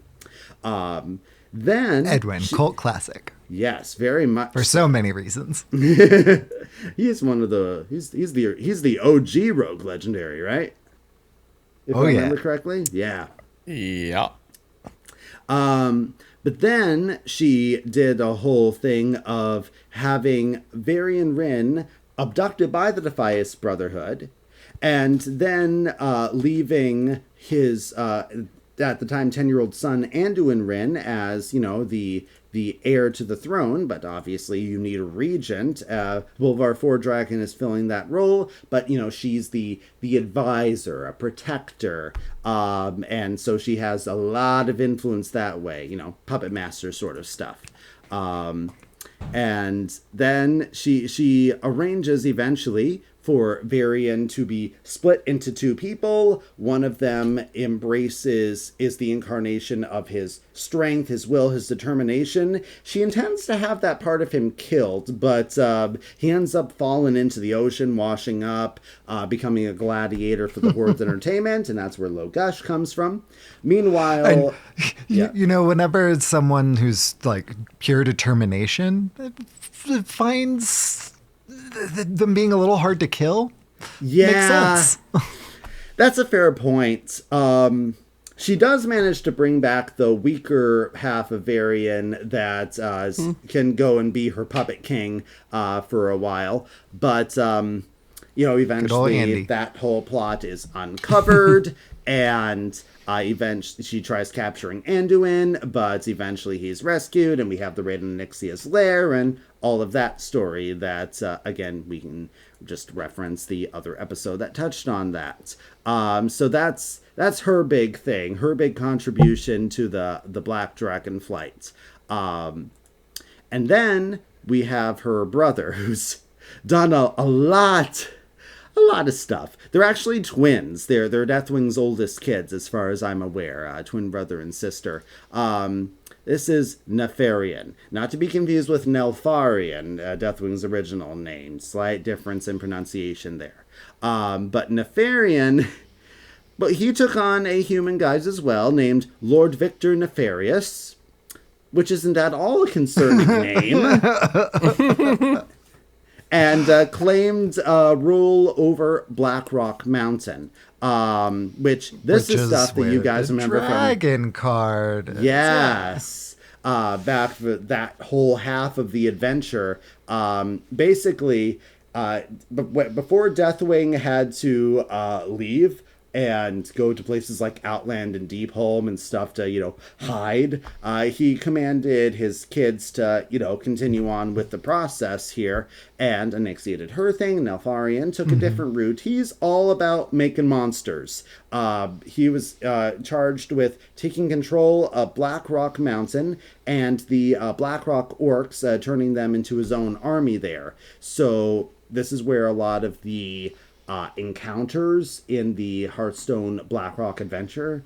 I miss adventures. I miss single player content. I do too. Hearthstone. Yeah, that's a whole other tangent. But where a lot of those come from, some of which were wild created single as player legendary cards. Yeah. And sorry, I lost my train of thought. That was hilarious. Sorry, I had to get it in there. You really made me lose my train of thought for a second. I'm so sorry. So, Victor Nefarious. Yes. Yeah, I'm checking my notes here. Yep. Oh, yes. So he also worked with his father and his sister in spreading distrust among the Alliance nations in their human disguises. Yes. Okay, what I have right here. He established a hidden laboratory in Blackrock Mountain, hoping to achieve his father's dreams of rebuilding Black Dragon flight. Because, of course, Victor Nefarious. Maybe that's why I took on the laboratory. Come to think of He it. would have a public laboratory. Yeah, It's definitely precisely. a hidden laboratory. Yes. Precarious. Victor. I do actually, as a complete side tangent, I love this gag that I occasionally see in like cartoons or something where there's a mad scientist who has a secret laboratory, but there's a big neon sign that says secret laboratory pointing at it. I've seen that in a few Like different Dexter's things. laboratory, maybe? I don't know. Or like, Megamind, there's a thing like that. There's like a doormat that says secret entrance in front of the hideout. It's a funny gag. I love that. Since there aren't very many black dragons to do the whole procreating thing, he's like, we're going to build our own. And he does all these experiments on like harvesting the body parts of other dragons, like their blood and stuff, to try to create what he calls a chromatic dragonflight of unstoppable warriors. It's real like mad scientist stuff. He takes control of the whole upper spire area of Blackrock, and he does have a conflict with Ragnaros and his forces that control the bottom there, which is where that whole Hearthstone adventure comes from. And yes, he works on a lot of projects, so to speak. One of them being Chromantis, who is, for some reason, a paladin card in this expansion. It doesn't make any sense class-wise, but I guess paladin needed a colossal, and Chromantis is a character that needed to exist. So they decided to give it to Paladin for mechanical purposes, I suppose. I want to assure you that lore-wise, Chromantis and Paladins, nothing to do with each other at all. And I can tell you, in constructed play, I have not seen one, so it tracks. while in the collection it may be there in constructed play, Chromatis and Paladins have nothing to do with each other at all. What, is it because its taunt is attached to a river croc, and if you remove the river croc, you can just ship everything else face? Especially because that river croc also has taunt. It has such cool art. It's the only thing that has taunt. Yeah. So, Chromantis is basically like the Frankenstein's monster. Yeah, you have to remember. Yeah, so Victor Nefarious is the scientist. This Victor Nefarious's monster. Big difference here. Mm-hmm. Sorry, you were saying that. Yeah, if you're watching, cool. watching the video version of this podcast, as we encourage, you can see the Franken dragon on your screen. I love how like there's they goofed up different with the card art a little bit. They made like the big head and then like tiny heads popping off, but this looks a little bit more like all heads are sort of equally. I don't think they're supposed to be tiny heads. It's supposed to be a matter of perspective. Like, actually, I'm having a look at. Is on the Hearthstone wiki, you can see the full art of it, and it shows more that it's a bunch of craning necks that are coming out from different angles. So I think know what? Yeah. So it feels like a missed opportunity to have done like each Framing, of the not the heads being like the heads, but then the body being not a head for once. You know how everything else is, those are appendages. This one, those being heads, and then the main one being a body, kind of flipping it. That would have been kind of cool. Potentially. Although he does have 5 heads, so the whole point of him is that he's built to have the powers of all 5 dragonflights, so he has to have 5 heads, one for each dragonflight. So he could have been +5. That made a ton of sense. Like, So he could have been a paladin, he could have been a warrior, Right. he could have been a hunter, yeah. Could have been a lot of different things. What's interesting could have is been a that after- contender.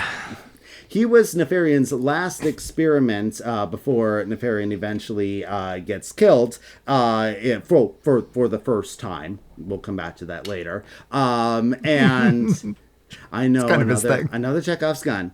But basically, he was never brought to life. It turns out that his body is literally indestructible. So at a later point during the Cataclysm, the Twilight's Hammer cult, which is, serving Deathwing and the Old Gods and stuff, they drag this massive body up to Northrend to use this special blue dragon magic device to basically do the lightning bolt into Frankenstein thing. It's to bring him to life. And yeah, it's massive. It's dangerous. It takes all of the dragon aspects and Thrall trying to be a stand-in as because there's no Black Dragon Earth Warder to do it. So Thrall's like, well, I'm a shaman and I do Earth stuff. Maybe I can help. All of this is detailed in the Warcraft book, Twilight of the Aspects. This doesn't actually happen in game. This happens in a novel. But yeah, basically, yeah, this is a Hydra-like dragon, all of the powers, all of the breath weapons. It'd probably make be a really cool D&D monster, actually, with stat block, now that I think about it. But he's rather quickly dispatched by the end of the novel. But it's, as I said, his body's indestructible. They just can't do it. He is rendered inert. He is not alive. He is not dead. He is not undead. He's just down and still, but could theoretically be revived. And so they're like, okay, we're just gonna lock this guy in this body in the most magical prison that we can, and just really hope that nobody manages to do this again. So current lore standing, Chromantis could eventually return as a massive boss fight, as a massive threat again. All you need is some wacko with enough juice to break into that prison, steal that body, and bring him to life again. Like, it's actually lore-wise a possible thing that could happen as things currently stand. I get to be fired, Chekhov's gun. I guess it's kind of a little bit more thematic since he's dealt with by the end of the book.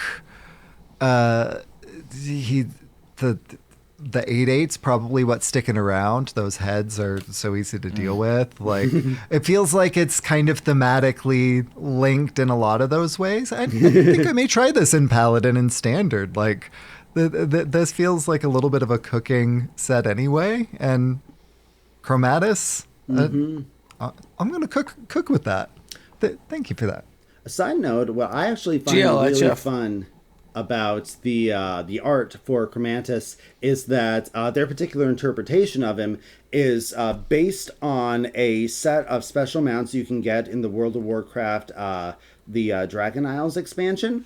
Basically, they introduced a special type of like dragon sky racing riding sort of mechanic, and in the different zones in that expansion, you collect different types of proto-drakes, kind of the more animalistic primitive versions. There's still plenty around, and each of the heads, aside from the center one, which is based off of Deathwing, but each of the 4 heads that comes out as part of the colossal limbs, that is based on one of those 4 special mounts you can get, one from each of the zones, which I find to be a really cool little art design Easter egg there. But regarding Victor Nefarious, Nefarian himself here, there's a few more projects that he's been working on, except that he died. He died as a raid boss within the first, back in Warcraft Classic. And a lot of those are boss fights in the Blackrock Adventure. But when the Cataclysm happens, and this is where I'm going to fire more of those Chekhov's guns here. N'Zoth, through Deathwing and through the Twilight's Hammer Cult, revives both Sinestra and Nefarian, not for their power as dragons, but for their equal knowledge of making monsters. Undead Sinestra, animated by Void Magics, continues on making the Twilight Dragonflights, and Nefarian is doing all of his stuff. This is why we have Lord Victor Nefarious as a Death Knight hero card, because he is undead like Dr. at this Frankenstein, point. Man. Yeah, exactly. That's what I'm saying, man. Yeah.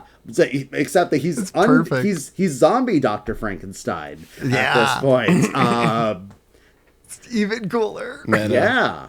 And that's why he's Death Knight. And he, in turn, resurrects Onyxia, his sister, to serve and she ends up being a raid boss. At this point, he's so before he was up on the top of Blackrock Mountain in the Spire, but after he's resurrected, he's like, okay, we're gonna make a new, even cooler lab, and he delves down into the Blackrock depths and more like the fiery heart of the mountain and makes a new laboratory.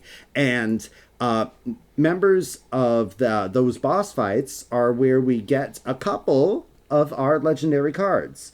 Magma, the Hunter legendary, the Colossal, is one of the very first boss fights. Not the very first, that's the Omnitron defense system, but Magma is described as a colossal lava worm summoned from the Firelands centuries ago by Ragnaros' Dark Iron servants.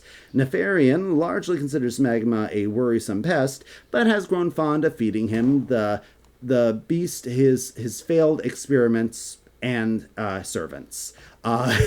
Now, what they do for the Hearthstone expansions, we have some slightly alternate takes on things, because this is the Deathwing and his heralds from an alternate timeline where they were more powerful and more victorious. So while the original Magma is just a massive lava worm, that Deathwing is like, it's basically kind of the, in Star Wars, the trash compactor, there's the Dianoga that eats all the waste down there. That's basically how Deathwing treats Magma within, the main timeline. But within this version, he actually experimented and augments on Magma, which is where you get all the mechy parts. Cool.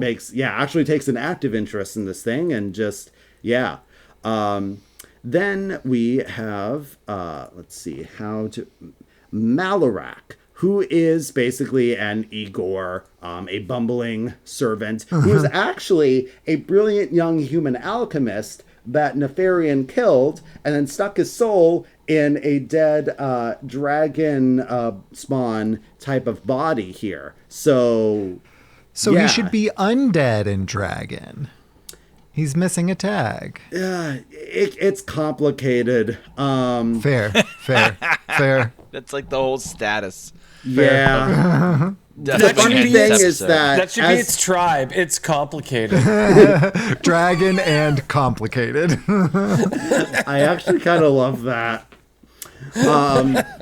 But a lot of intelligence was lost. So this dude used to be like a brilliant human alchemist, but is now just a bumbling sidekick because he lost so much intelligence in the whole getting killed and having your soul stuffed into a body that's not even your own species sort of thing going on here.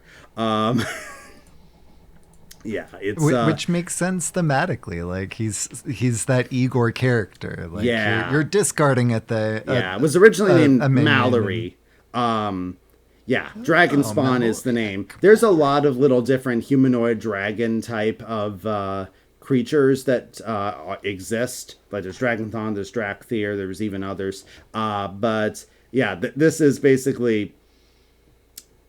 it's a fusion of two things that really aren't supposed to go together, and so it possesses, quote, only a glimmer of his former intelligence. And then, of course... We have Onyxia, who is fought alongside Nefarian and the final boss of this encounter. And so she is risen from the dead and doesn't really do much actively aside from rise from the dead, be a boss fight, get killed again along with her brother. But, it's that's the version of her that we have the card of, the more arisen Onyxia. And presumably, because this whole thing is from a timeline where Deathwing was successful and everything was destroyed, Hearthstone isn't really going into details, but I presume that this undead Onyxia probably accomplished a lot more since she wasn't killed as a raid boss immediately after, rising. And this one does have the tag of undead. Yes, precisely. Right? Yeah, it gets complicated. Like, Victor Nefarious, this is more of a a mechanics thing, or they decided to only give him undead and not dragon because he's not in a dragon form. That seems to be something that they work with. I wasn't talking about Victor Nefarious. Right, yeah. I was talking about the Yes. Valoriag. Yeah. No, it's a whole... Malorian. There's a bunch of undeath and a bunch of dragons all mixed up with all these characters. So, yeah. This could apply to a lot of them. But that is... Case in point. So that is the end of overview of the 4 key members of Deathwing's family. There are other... black dragons, of course, some of which we'll talk about maybe a little bit later, others that aren't related to this story at all. But, that's the end of part 1, I suppose. All right. Yeah, so, buddy. And a lot of our in the legendaries intermission, we have a parody song by Goliath the Dwarf. I do my duty. This one is called Deathwing's Kin. I don't know. Schmoopydady, ElectricSheepCity. Have you guys heard this one? I haven't heard it yet. No. Oh, okay. I so only this is a sent it cover. to you, Hydra. I like being unspoiled. Okay, so this is a cover. And I would have listened to it, which is why it wasn't shared with me. So this is a parody of Stacy's mom. Incredible. Okay. I hope you like it. And here we go. Wait.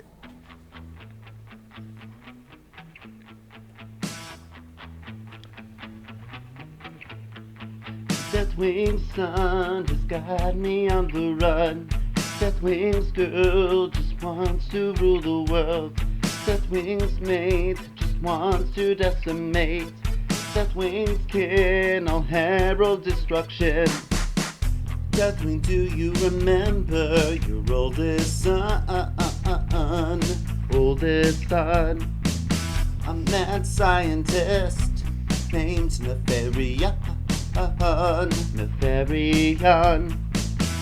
How he made his home in his black rock lair. Black rock lair. Making monsters to fill your foes with despair. Filled with despair. You know they carried out your plans when you were indisposed. Recovering from battle wounds way down inside deep home. Deathwing's son has got me on the run. He's making undead dragon abomination. Deathwing, it is true, your boy really takes after you. And now I'm on the run, cause I'm afraid of Deathwing's son. Deathwing's girl just wants to rule the world. Deathwing's mate just wants to decimate. Deathwing, do you remember your girl Alexia? Oh, Nixia. And her mother, your old mate Sinestria. Sinestria. And his girl, she took over, split the king in two. Split him in two. A true manipulator, so very much like you. So much like you. And your mate, she was working on a dragonflight. For God-infused creations with the power of twilight. Deathwing's girl just wants to rule the world. She's captured the prince and the plans unfurled. Deathwing and his plan with the old god's master plan. Outlined the corruption, yeah, something's wrong with Deathwing's kin.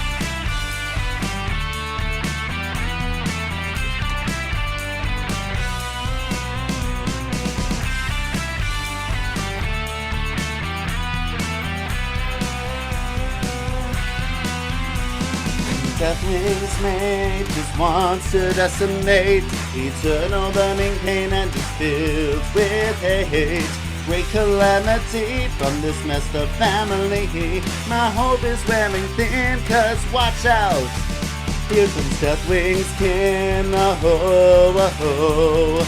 Deathwing's kin, oh, oh, oh. With their dark corrupted praise, they'll bring about the end of days. They herald destruction, yeah, something's wrong with Deathwing's kin. Like all of them. Thank you. Thank you very much. That was incredible. I think I that's know my that I already favorite. put this in chat, but like you timed where you put the song in with the storytelling and how we just but the Goliath, like I thank you. Like it is a you. privilege I to love know the you, my mix.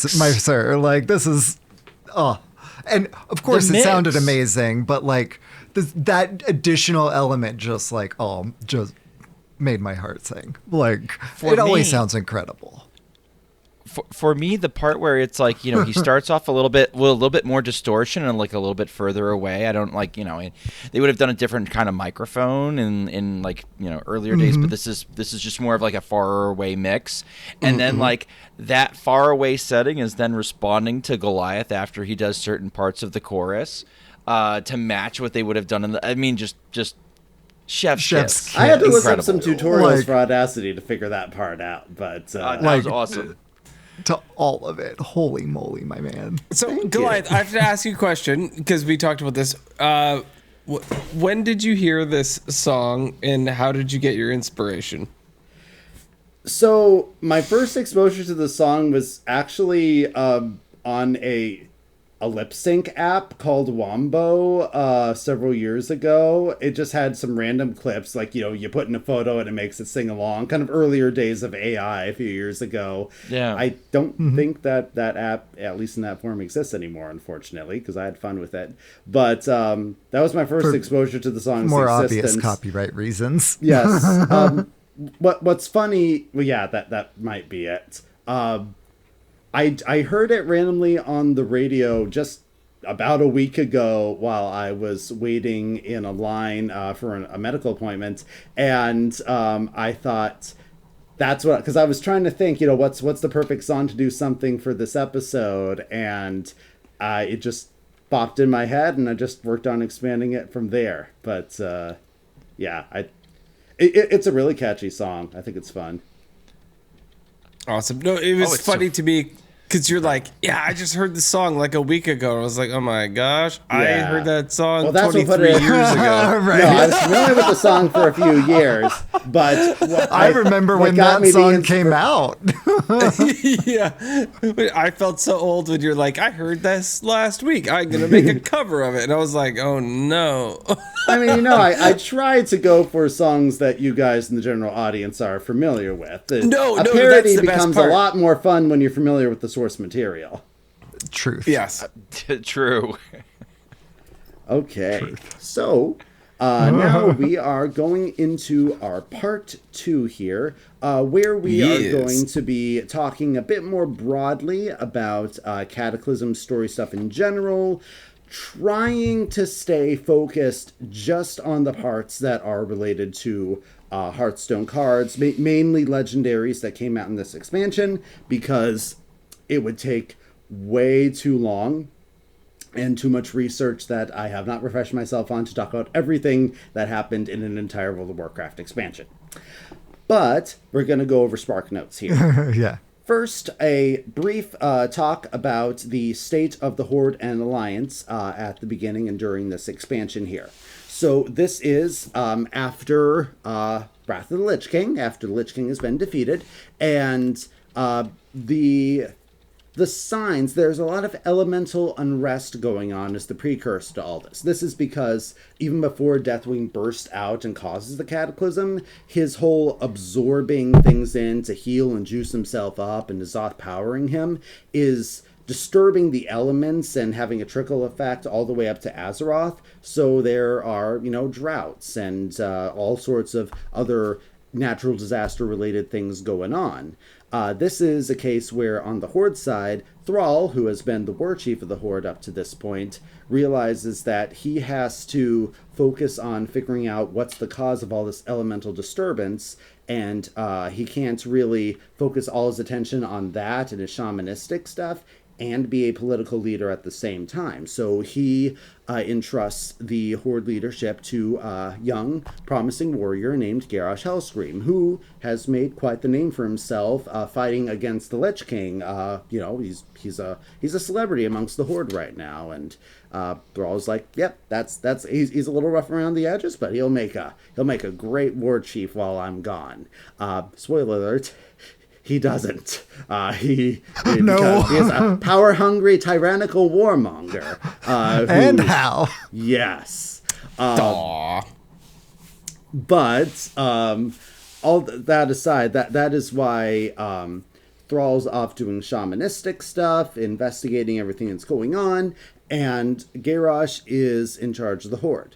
On the Alliance side, you have, Varian is, he's been whole again for a while now. It's been a while since all that Onyxia stuff happened, and he's actively the king of the Alliance. Not really any disputes or anything. Most of the Alliance, like Stormwind, is kind of the only human kingdom that's a part of it, because most of the others are either politically unaffiliated or they were destroyed in previous wars. Like Lordaeron was destroyed by Arthas and the whole Warcraft 3 stuff. Alterac, as I said, that turned traitor and kind of got decimated and disowned, and no one really lives there, and stuff like that. But there is another human kingdom called Gilneas that basically decided... It decided it didn't want to have anything to do with the larger politics and became extremely isolationist. It built a massive wall called the Greymane Wall to just be like, okay, we'll deal with our own stuff here. We don't want to have anything to do with any of those troubles out there because there's just too much chaos. And we don't want to have to pay to take care of orc prisoners, which was a thing that was going on after, the first war ended. Unfortunately, it just so happens that with this cataclysm going on, the wall kind of gets shattered because there's a bunch of earthquakes and natural disasters and such. Simultaneously, the Worgen curse is spreading throughout the people of Gilneas. So they're dealing with that. They eventually learn to get control of it thanks to the Night Elves. But the Horde, under Garrosh's warmongering ways, and Sylvanas Windrunner, who has wanted to control this area for a long time, really, because it's in the Eastern Kingdoms area, which is, her undercity, the place where she is located, is also there. And she would like some, fortresses a bit closer to home, instead of most of the Horde's allies being on an entire other continent. And she's over there with mainly the Alliance. And there's Blood Elves up further north, but she's kind of the real buffer thing. And also, she just also really likes killing people and turning them into undead. She's a very disturbed person. As she does. Whom amongst us does not? As one does. Yeah. There's lots of people making... I wonder... She and Nefarian, I wonder what they could cook up together. Just saying. They both have a knack for this sort of thing. Anyway... fan fiction. And they've been building their talents too. Yes. So Garrosh puts Sylvanas in charge of assaulting the city of Gilneas after the Cataclysm renders their massive defenses useless. And basically between that and the Worgen curse going on, and the city being destroyed largely, the Gilneans, they just have to run. They just have to completely uproot and flee. King Gen Greymane, who has also been afflicted with the Worgen curse, he unfortunately loses his son Liam to one of Sylvanas' arrows, which kind of forever makes the Worgen and the Forsaken particularly bitter enemies. Even when most of the rest of the factions of the Alliance and Horde aren't fighting, these two tend to be at each other's throats because it's extremely personal a lot of the time.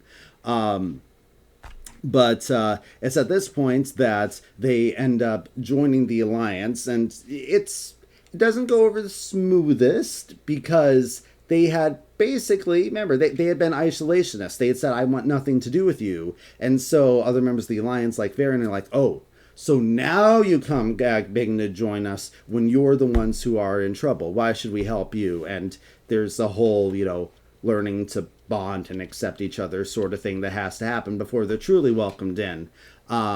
Meanwhile, on the Horde side, we have the Goblins, Goblins are divided into multiple different cartels. There's no one single Goblin racial leader or anything. They're, independent businessmen a lot of the time.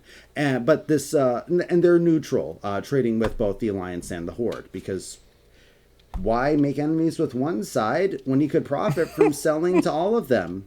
They're war profiteers, largely. But this one cartel... I saw that Star Wars movie. Yes. I was thinking about it, too. So this one cartel called the Steamweedle Cartel is located on this island called Kazan. But Deathwing, while he's bursting out and he's, causing destruction everywhere, it turns out this island is volcanic.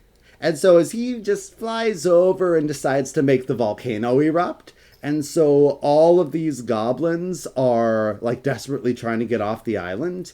The leader is a very greedy fellow by the name of Trade Prince Gallywix, who manages to extort everybody into paying enormous amounts to escape from the erupting volcano on his own private yacht, after which he promptly enslaves them and locks them in the holds, absolutely betraying them. Then the boat runs across an Alliance ship that's recently done battle with the Horde ship, and they're not in the mood to have any witnesses. So they just blow the goblins out of the water, completely sink the ship. They wash up on a lost island, and it turns out that the Alliance, they had actually, the ship they attacked had Thrall on it, who, ironically, at this point is not acting as a leader of the Horde. He's acting as a shaman, trying to figure out what's going on. The goblins end up playing a large role in his escape from the Alliance prison on the ships, and have this whole adventure on the island, where they, work to overthrow Gallywix, is enslaving of the goblins, and there's a whole thing with zombie goblins that's going on at the time too. Like the racial starting zones that happen in Cataclysm for the Worgen and the Goblin are two of the most story intensive and weird random quest style starting zones of any race in World of Warcraft. Yeah, I did not expect to see Trade Prince Gallywix tonight. I'm not gonna lie. Well, they included Gen Greymane as a legendary card in this expansion, I presume because it's the expansion where the Worgen were introduced. So it's only fair that we talk about the Horde side with them getting their race as well. Yeah, that's why. No, it makes complete sense now that I know. For some unknown reason, and I don't know whether there's any lore reason for this, or if this was just weird writing on Blizzard's part, but even though... is GVG, right? Yes, he is. Goblins versus Gnomes, absolutely. Trade Prince Gallywix here. Where's my cut? If that rings a bell. Of selling yourself into slavery, Yeah, but for some reason, even though he's been actively fighting against Thrall and against you as the player goblin character and all that, Thrall negotiates with him that he still gets to be in charge of the sorry, did I say Steam? It's the Bilgewater Cartel. The Steamweedle is another cartel. I mixed up. The Bilgewater Cartel. This guy who is literally trying to, mess up with Thrall. Thrall's like, yeah, if you join the Horde, you still get to be the leader. I don't know why. I was incredibly disappointed because when I first played it, because the Goblin starting zone is all about that your character wants to supplant Gallywix as the Trade Prince or Trade Princess, depending on gender. And I was so disappointed that I didn't actually get to be Trade Prince. That was going to be so cool. But Yeah, right. yeah, and then Gallywix is still in charge, and he's just the worst. Gallywix is the worst all around. To the point where after Sylvanas betrays the Horde, Gallywix is still on her side because he sees profit in it. Yeah, that would. Goblin lore is a whole other tunnel to go down, but I wanted to make sure we gave each faction their due diligence and attention there. So now we have a couple of more recent legendaries that we can focus on here. So, remember as I said that basically N'Zoth and Deathwing have a lot of different schemes going on with the Cataclysm, and if at least one succeeds, then they can probably usher in the Hour of Twilight.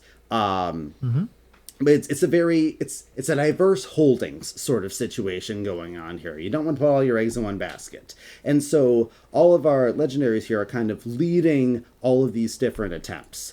So our first one, we have our buddy Ragnaros, who we've had in Hearthstone for a long time and a lot of different versions of him as cards. But in this one right here, this alternate version, as they... I think they mentioned this just in the initial reveals. This is a version where the plan succeeded. Ragnaros is sent by Deathwing to burn down Nordrassil, the original world tree. Basically, the plan being that... Bye-bye. Yeah, this will cause a lot of destruction to nature. It'll never recover from this. We're just going to burn down the world tree is the whole plan here. Deathwing manages to open up a portal to the elemental plane of fire, and a lot of destruction happens. He also, at this point, Thrall has proven to be a real thorn in Deathwing's side. He has no idea how this one mortal orc is such a big problem. But he literally decides at this point to use Thrall's shamanistic powers against him and split him into his spirit into 4 bits scattered throughout the elements. And so there's a whole quest to reunite Thrall's spirit. That's the thing that happens around this time, just to try to stop him from... Is that why there's 4 totems? Well, there's 4 totems because there's 4 elements. But at this point... Thrall gets split one part of his spirit across each element. So kind of. Yeah, it is connected. Yeah, kind of. It's not the primary It's connected cause. to Thrall in particular, right? Yes, exactly. Cool. Cool. But yes, this is a part where literally the fire elementals in our story get driven back and actually followed into the Firelands, and this is where Ragnaros is eventually killed for good in the Firelands raid in his own place. Yeah, because elementals can only be killed permanently within the elemental planes. And then eventually you get different elemental lords that take their places. But yes, this is a version here in our card where he actually succeeded, and so the burned world tree is something that's infused into him in the art. Cool. Cool. He also has commanders within the Firelands realm. Is Fandral Staghelm, the leader of the Druids of the Flame, the first Druid of the Flame, who was, a corrupted Druid who fell into despair, and the Twilight's Hammer decided to break him out of Night Elf prison, where he very deservedly was, and he, got infused with fire by Ragnaros himself to be his herald, to be his majordomo, and, take revenge on the world for letting his son die centuries ago, because he's still very depressed about that. Geddon doesn't have much particular lore behind him, but he is one of Ragnaros's powerful lieutenants who initially appeared in the initial Ragnaros raid, the very first raid in Warcraft, the Molten Core, and he was killed, but he wasn't killed in the elemental plane, and so he eventually reformed, and by the time of the Cataclysm, he is once again one of Ragnaros's lieutenants who gets unleashed to try to cause destruction around the World Tree. That's most of what we have for there. So for Alakir and Uldum, you guys remember Saviors of Uldum, right? Oh, yeah. One of the best Hearthstone trailer songs that we've ever had. I was gonna say, Legit what I was just thinking too, like that Yeah. song. So pops good. into your head instantly. Absolutely. But so he is kind of in charge. Alakir is in charge of trying to secure the Forge of Origination. The Forge of Origination is a Titan device that is essentially a reset button for the world. In the event of corruption, it is meant to purge the world of life so that new life, healthy life, can start again. Except, it kills everything. Actually, the reason Uldum is a desert in the first place, it seems like lore-wise, there's no place in Warcraft that was a desert from the start. Every desert was once a lush jungle before X disaster happened that made it barren. Yeah, Which has I his life. Yeah, okay. Don't think is the most faithful to how actual geography works. Such is life. So the reason that Uldum is a desert... Weren't a lot of deserts like oceans or seas before? I Yeah. think that's a thing. That's I'm pretty fair, sure that's a fair, thing. but they were not lush jungles every single time. I just thought it was funny Yeah. when you said it. Yeah. That's the thing. In Warcraft, it was always a lush jungle or something. But Uldum, it's because it was getting attacked, actually, by the Mogu and Lei Shen. That's a whole other story. But essentially, in order to protect the Forge from being captured, the Tol'vir, who were its guardians, just turned it on a teensy bit, so it wouldn't destroy the world, but it did destroy absolutely everything in a mile around. So that's why there's no vegetation that grows in that area, and it's a desert, because they needed to do extreme measures to protect it from being captured by hostile armies, essentially. Just a little destruction. Yeah, just a little destruction, a little ultimate destruction of Poquito, absolutely poquito. everything. But so yeah, this is the power that Deathwing wants to get control of. And Alakir, the Wind Lord, is one of the elemental lords that has responded to his call and is, all on with getting lots of destruction going, ruling the world as a primordial wasteland, and manages to strike a deal with one of the Tol'vir, leader of the Neferset tribe, who is actually a warlock legendary from back then in the Saviors of Uldum expansion. Dark Pharaoh Takan, which I always liked that card just because the minions, the lackeys mechanic was cool for the time. It was cool to have something that actually played into that later on in the next year. But yeah, so you guys remember the Curse of Flesh, right? It's the curse that Yogg-Saron put on the stone and metal Titanforged creations that turn them into flesh creatures, like you and I, that are much easier to kill. So, basically, the Tol'vir are Titan creations, and they succumb to the Curse of Flesh, becoming the kind of, like, Egyptian cat-like four-legged people that we know. But some of them, this Dark Pharaoh Takan of the Neferset tribe, decided to side with Deathwing with the promise that they would reverse the Curse of Flesh. I guess the old gods give and the old gods take away or something. And, you're stone again. Congratulations. Usher in the destruction of everything now, please. Here's your badge. Yes. So that's the whole quest line within Uldum. Alakir is leading all these efforts with Deathwing, of course, and then all of the dungeons and raids are about stopping him. Alakir is also one of the elemental lords that's killed. The elemental world of air is called Skywall, and that is a raid in which you go in, you kill him, and that's another elemental lord permanently taken out of the picture because he was killed in his own domain. Next, we have Cho'Gall and the Twilight's Hammer. They have a much longer history than you would think. The Twilight's Hammer actually originated as a clan of orcs way back on Draenor. Like real ancient Draenor, long before Dark Portal or anything like that brought orcs to Azeroth. They were known as the Pale Orcs. They were basically a clan of like cast-offs, exiles, who kind of ended up being in a really dark the dark place that they lived in, and they were susceptible to the void. And while there are no old gods on Draenor, the old gods and the void are connected, and it's actually the name the Twilight's Hammer that they ended up taking just as a clan name, like how you have the War Song or the Frost Wolves. Just Twilight's Hammer was just another orc clan name.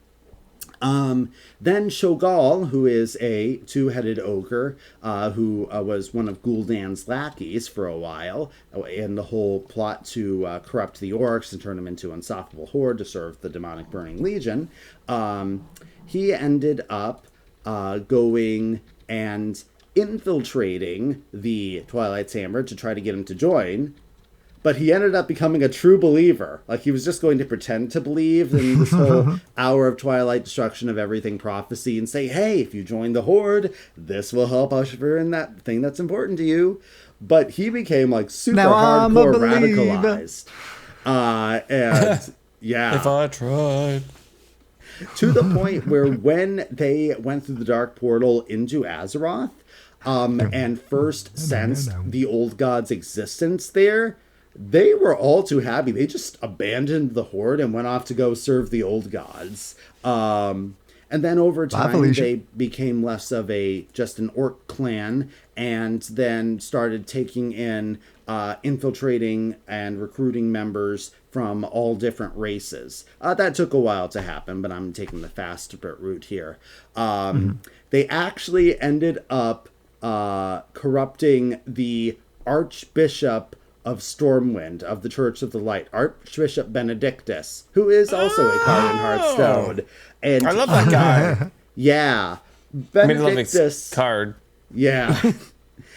He basically had a massive crisis of faith where, after so much destruction that happened during the Third War with the Undead Scourge and everything, he's like, how could the light let this happen? And then members of the Twilight's Hammer went and pretended to be desperate people in need of consolation. They're like, my faith in the light is waning, and I'm tempted by this great power called the Void that would never abandon its followers ever. Isn't that just horrible?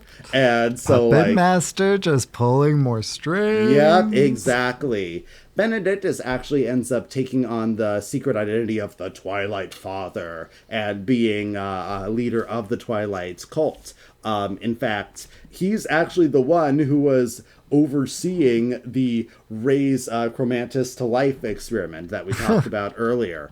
Yeah, within the book, it's this whole mysterious Twilight Father thing, and it's only revealed at the very end that he's Archbishop Benedictus. Yep. What? But yeah, so Cho'Gall ends up, he's the big time leader of this whole thing, and he takes control of an area called the Highlands. They later get renamed to the Twilight Highlands, and builds this massive citadel there called like the Bastion of Twilight. And he is the end raid boss of that particular raid. And he's in charge of all of the cult's activities.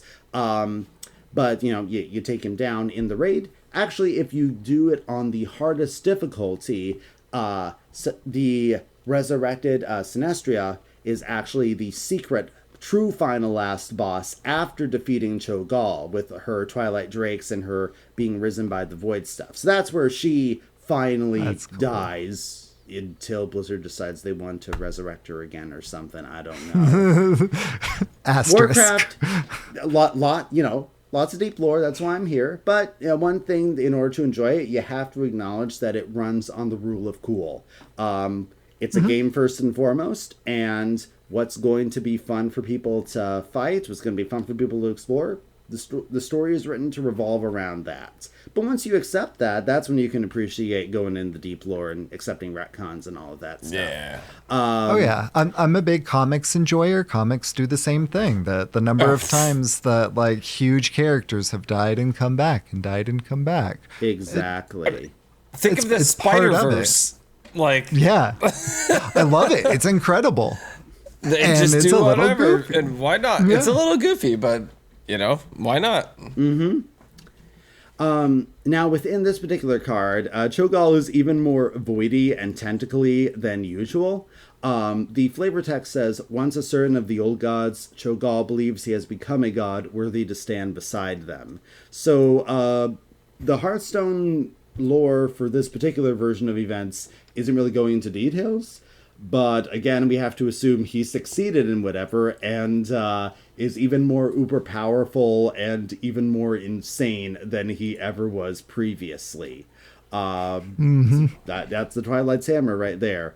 Actually, after he dies, Archbishop Benedictus just fully comes out of the closet as the Twilight Father and just casts off his soul's previous identity as a good bishop and he just takes Cho'Gall's place as the official leader of the Twilight's Hammer, which doesn't go away. In fact, right now, as we speak, the new World of Warcraft expansion Midnight, the Twilight's Hammer still exists. They changed the name to become the Twilight's Blade under Xal'atath's control, which is the current lore, which I haven't played enough of the expansion at this point to be able to update any more than that.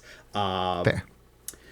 Next, we're going to touch on the plots that's going down under the sea with Ajara, who, of course, is, one of N'Zoth's oldest minions that he created, transforming the Night Elves into Naga and all of that.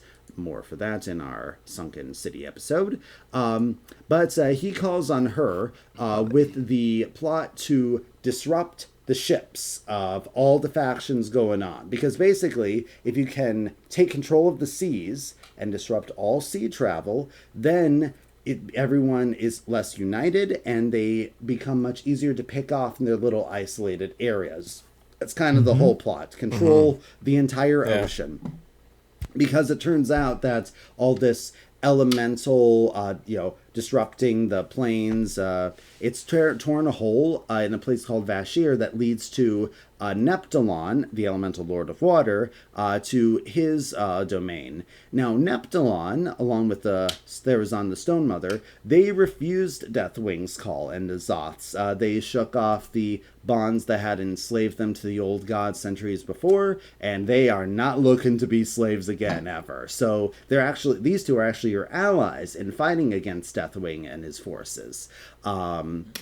There's a whole thing of lots of different plots of the Naga trying to take over, which you thwart. But one of them that is a little interesting side quest there is our location legendary card for Demon Hunters. Ness, how do I pronounce this? You know how it is when you see words written a lot of the time, but you never tried pronouncing them before? I've been saying Nespira. Nespira. Yeah, something along those lines. I would. Yeah, I'll go with that. Like Nespira. Nespira is a being that is known as an ancient.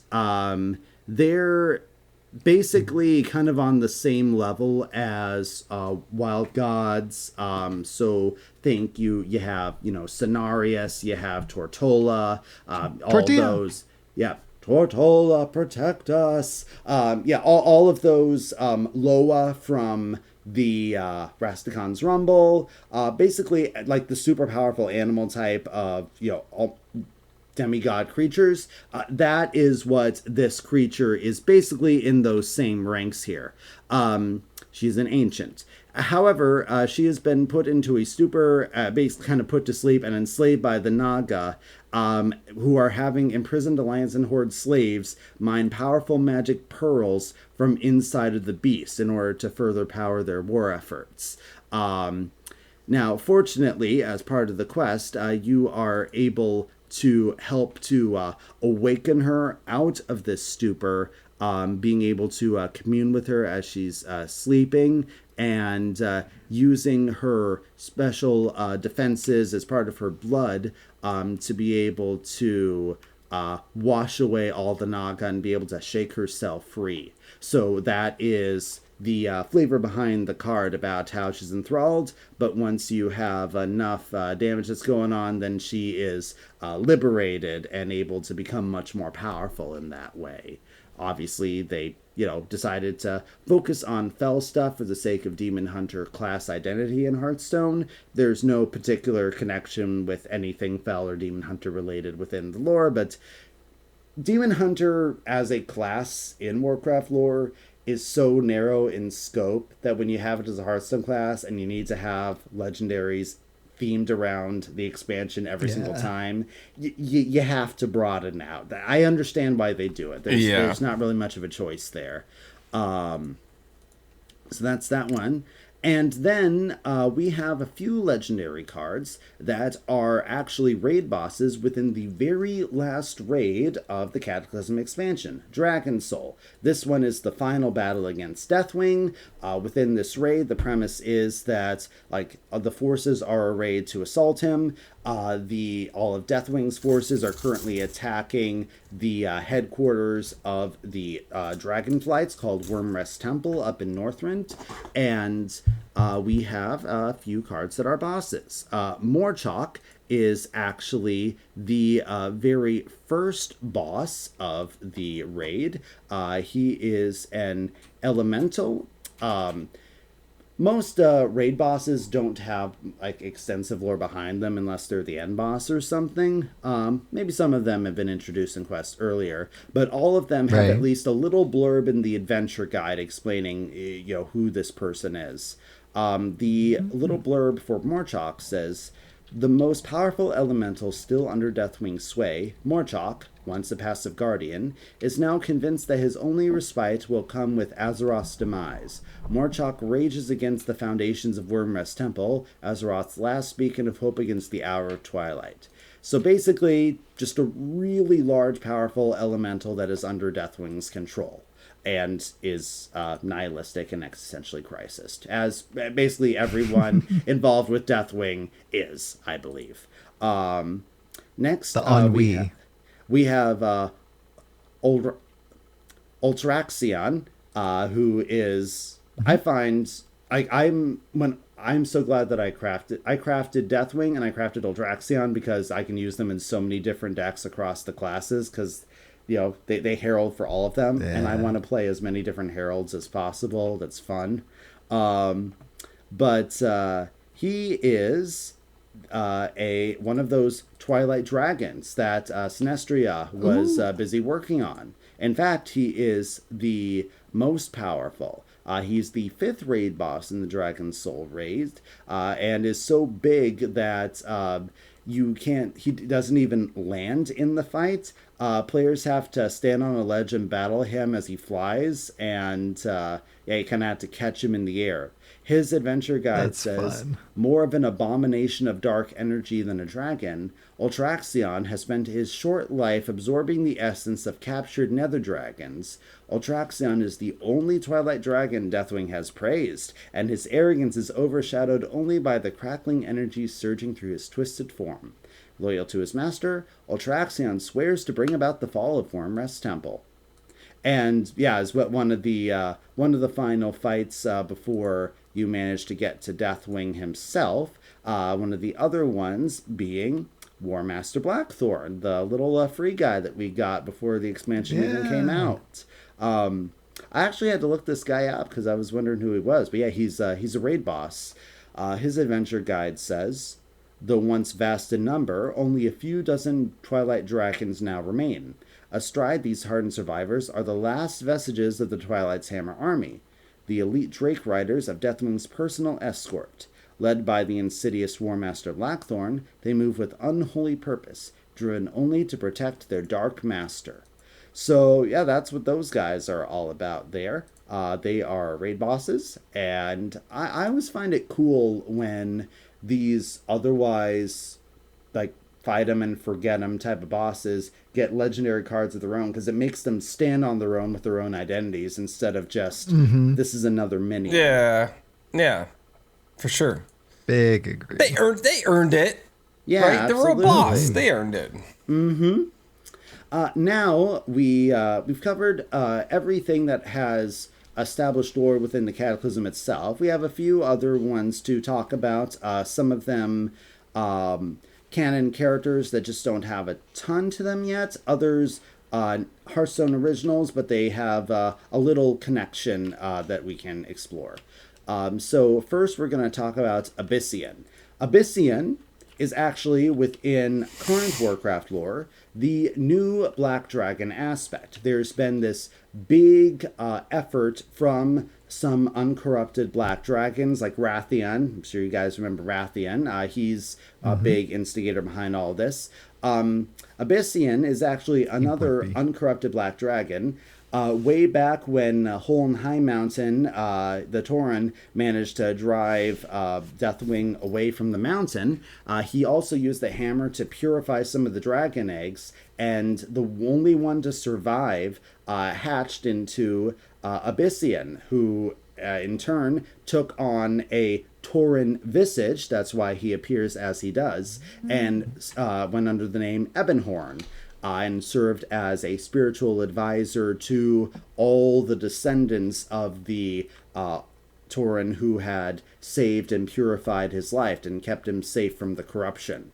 And he ends up taking on the role of the new Black Dragon aspect. Because now that the Black Dragons aren't fully evil anymore, they've been worked to be reintegrated to actually take up their role as the defenders of Azeroth once again, as they were meant to be before Deathwing went all cuckoo. Next, we have Minthara of the Dream. Minthara is the current Green Dragon aspect because Ysera is dead. And this is actually Ysera's daughter, who became kind of the de facto leader. You know, the queen is dead, long live the queen sort of thing. And she actually has some history back in the She's game. not dead, she's just sleeping. Well, technically, she exists within Ardenweald in the Shadowlands, and yeah, so it's a whole other thing. Is dead, kind of out of it's complicated. It's complicated labels to put on things. But Minthara was actually a Green Dragon who took part in the War of the Shifting Sands back on Cthulhu's prison of Ankaraj, and she actually got sealed inside for a couple thousand years or so. So in the Ankaraj raid, she's actually one of the dragons you kind of free, and then she can go out and do stuff again once that's all taken care of. So she's been in the game a long time as Ysera's daughter, who, you know, she probably has many daughters, being the aspect with all her consorts and stuff. But now she's taken her role as essentially the heir, the new guardian of the Emerald Dream.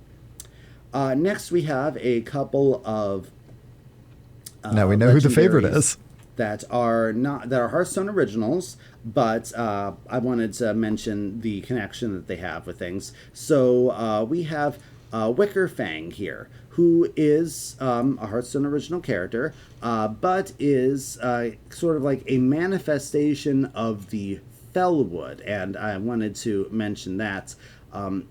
The flavor text says, in their time of need, Minthara of the Dream led the Timbermaw Furbolgs in a ritual that animated the Fellwood's oldest tree. So the Fellwood is this... Yes, Hydra. So we also have someone asking in chat, what is with the gingerbread man standing on Wickerfang's back? What is Those are not gingerbread men. Those are Furbolgs. Furbolgs in World of Warcraft are basically bear people.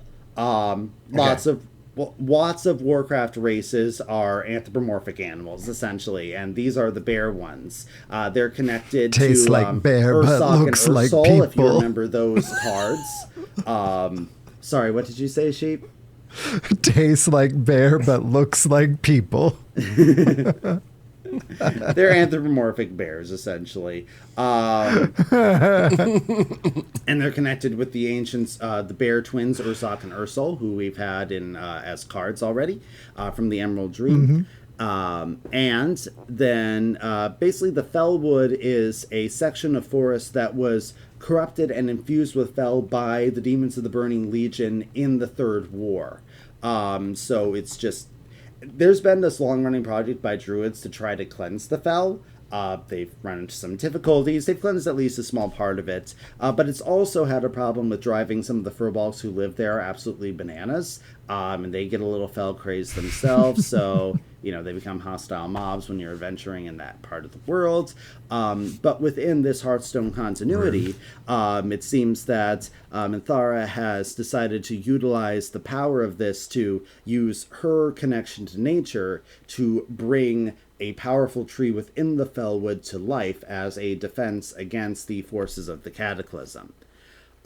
Similarly, we have Volcanos, who is described in his flavor text as, let's see, pull it up here, determined to see Azeroth aflame, Ragnaros awakened, a living volcano descend rivers of lava across the Barrens. Now, within Warcraft canon, that's not a character that existed. However, the Barrens is definitely a zone that existed. Back in Warcraft Classic, it was one massive zone, really big one. Ridiculously big. Yes, that you could get lost in. And so when Cataclysm took place and reshaped the world, it was broken up into the Northern and Southern Barrens. And what separates the Northern and Southern Barrens? Well, a great river of fire that just broke the land into pieces there. It says, let's see, after the Cataclysm, the Barrens are split in two with a lava river separating the Northern Barrens and Southern Barrens. Southern Barrens is a generic term for all the lands in the southern part of the Great Divide. The region is not only one of the most hardest hit by the Cataclysm, but also one of the biggest war zones in the escalating conflict between the Alliance and the Horde. So within this Hearthstone continuity, they decided to take that lava river and turn the source of it into a character of a living volcano. That's cool. Next, we have our other rogue minion, the Isorath. Isorath is essentially basically Warcraft's version of a Sarlacc from Star Wars. It looks very scary. It is a servant of the old gods living in the maw of madness in the Twilight Highlands. It is said to have been raised from the depths of the earth by the Twilight's Hammer cult, but has not fully emerged from the earth, meaning that it might not yet be at full strength, and we hope it does not arrive at full strength. Adventurers are tasked by the Earthen Ring to destroy several of its tentacles, which then allows Earthen Ring and adventurers to enter its body and slay its brain in an attempt to kill it. It has the ability to induce visions and nightmares, though it's not known if it is actually sentient or possesses any intelligence. The body does defend itself by attempting to kill off and digest members of and adventurers who enter it, although it might be purely instinctive, so says the wiki. Rude. So yeah. The wiki's being rude there. Not much of, long-running character stuff there, but it is a being that, again, you'd probably forget otherwise, but it's nice that it gets a legendary card to give it some respect there. More respect than the wiki is giving it, apparently. I guess so. Mm-hmm. And then that leaves just one last thing for us to talk about. One other legendary card that came out in this set, which is connected to one from the Emerald Dream set last year. Veranoth is one of those primal incarnates that I mentioned way at the start of all this. The dragons who decided that they wanted to be wild and free elementals rather than having the Order of the Titans imposed on them, which they viewed as a form of tyranny. Fyrak, the crazy dragon who casts fire spells from the mini set of the Emerald Dream, is also one of the primal incarnates. During the Dragon Isles expansion, they are the main foes, along with two of their siblings, who represent the Earth with Idakram, and Razagath, who has the power of the storms. The four of them are the main enemies, and but this one that we just got here, Veranoth, she actually ends up siding with the Dragonflights and with the adventurers to play characters after she realizes that, like, she kind of thought that they were being idealistic about freedom, but then she sees that her fellow incarnates are actually kind of being, insane and sadistic and might just want to destroy the world instead of enjoying freedom. And so she actually just, kind of defects over. This is another case where, because she is being shown here in a visage form, she is not considered a dragon for the sake of the card tag. But again, Hearthstone seems to be relatively consistent with this. Okay. But you'll notice that she's classified as elemental because while the dragonflights take a visage of a humanoid individual, whether human, elf, gnome, whatever it may be, the primal incarnates, they don't identify with that sort of thing. Their visages are the incarnations of elements, which is why she is considered an elemental for the purposes of the card tag. She just takes on a very, embracing water and frost, that sort of thing. And that is all of the legendaries that we have any lore to talk about within Cataclysm. Wow. I know, that was a lot. Goliath.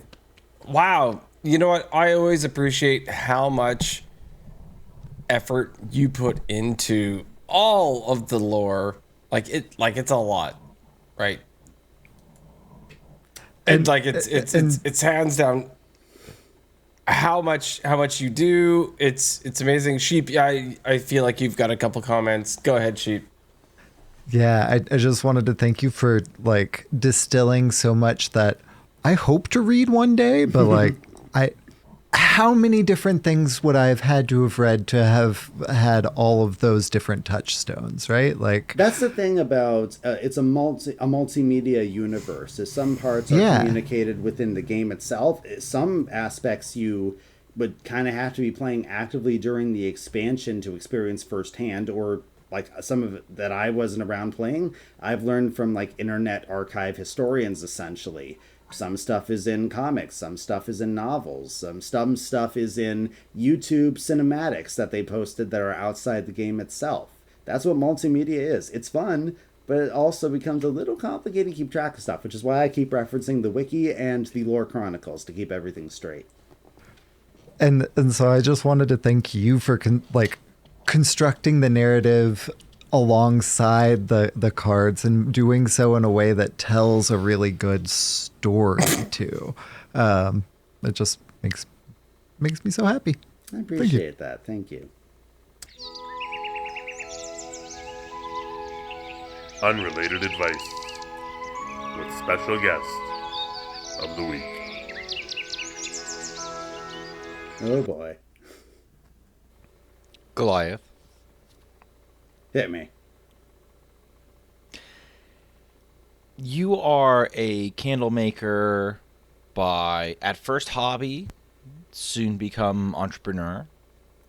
And my question for you, for unrelated advice, related to nothing to do with Hearthstone whatsoever, is what is your favorite candle to make if you have to make one for an order? And I'm interested in what that process looks like. Okay, so there's essentially there's lots of types of candles, but the two main ones that I like working with are container and pillar. A container candle is essentially you're going to have a vessel, it might be glass, it might be ceramic, whatever it is. You better make sure that it can withstand heat in it. People will sometimes try making homemade candles in any old container, but if the glass is too thin, that's just going to shatter. You have to test if it can withstand boiling water and being transferred to cold water, because if it shatters under that, it's not going to handle a flame inside it. Generally, you do want to try to do things that are specifically made with candle making in mind. That being said, you can have lots of different shaped vessels, and it's a lot easier to just pour into it, get your wick set. They're pretty fun and simple. But my favorite, I love working with pillar candles, standalone ones that you pour into molds, and they create all sorts of different shapes. I've made D20 ones as presents for my D&D players. Let's see, some of the different shapes that I have on hand now, and I am vastly growing my collection. I have pumpkins, I have the moon, I have a pyramid, I have a tree trunk. Just a whole bunch of different shaped ones. And my personal favorite thing to do, as you can tell from what I do when I come on the podcast, I love telling stories. And what I want to do is I want to tell a story with the candles. I want to pair a shape with a color of the wax, with a special scent, so that when you put it all together, it creates like a vibe in your head. Like, for example, one that I'm working on right now, I want to take that moon-shaped candle, give it a moonflower scent, make it just the slightest bit like a light lilac purple, so that it gives a very like nighttime sky, calm down, relax before bed type of vibe. So, or that pyramid shaped one, there's a scent called Egyptian Amber, and I want to combine those together. So that is what I love making the most. I love making fun shaped candles that tell a story when you put it all together. Candle crafter. Wiser words have never been spoken, and you heard that on. Born to be wild.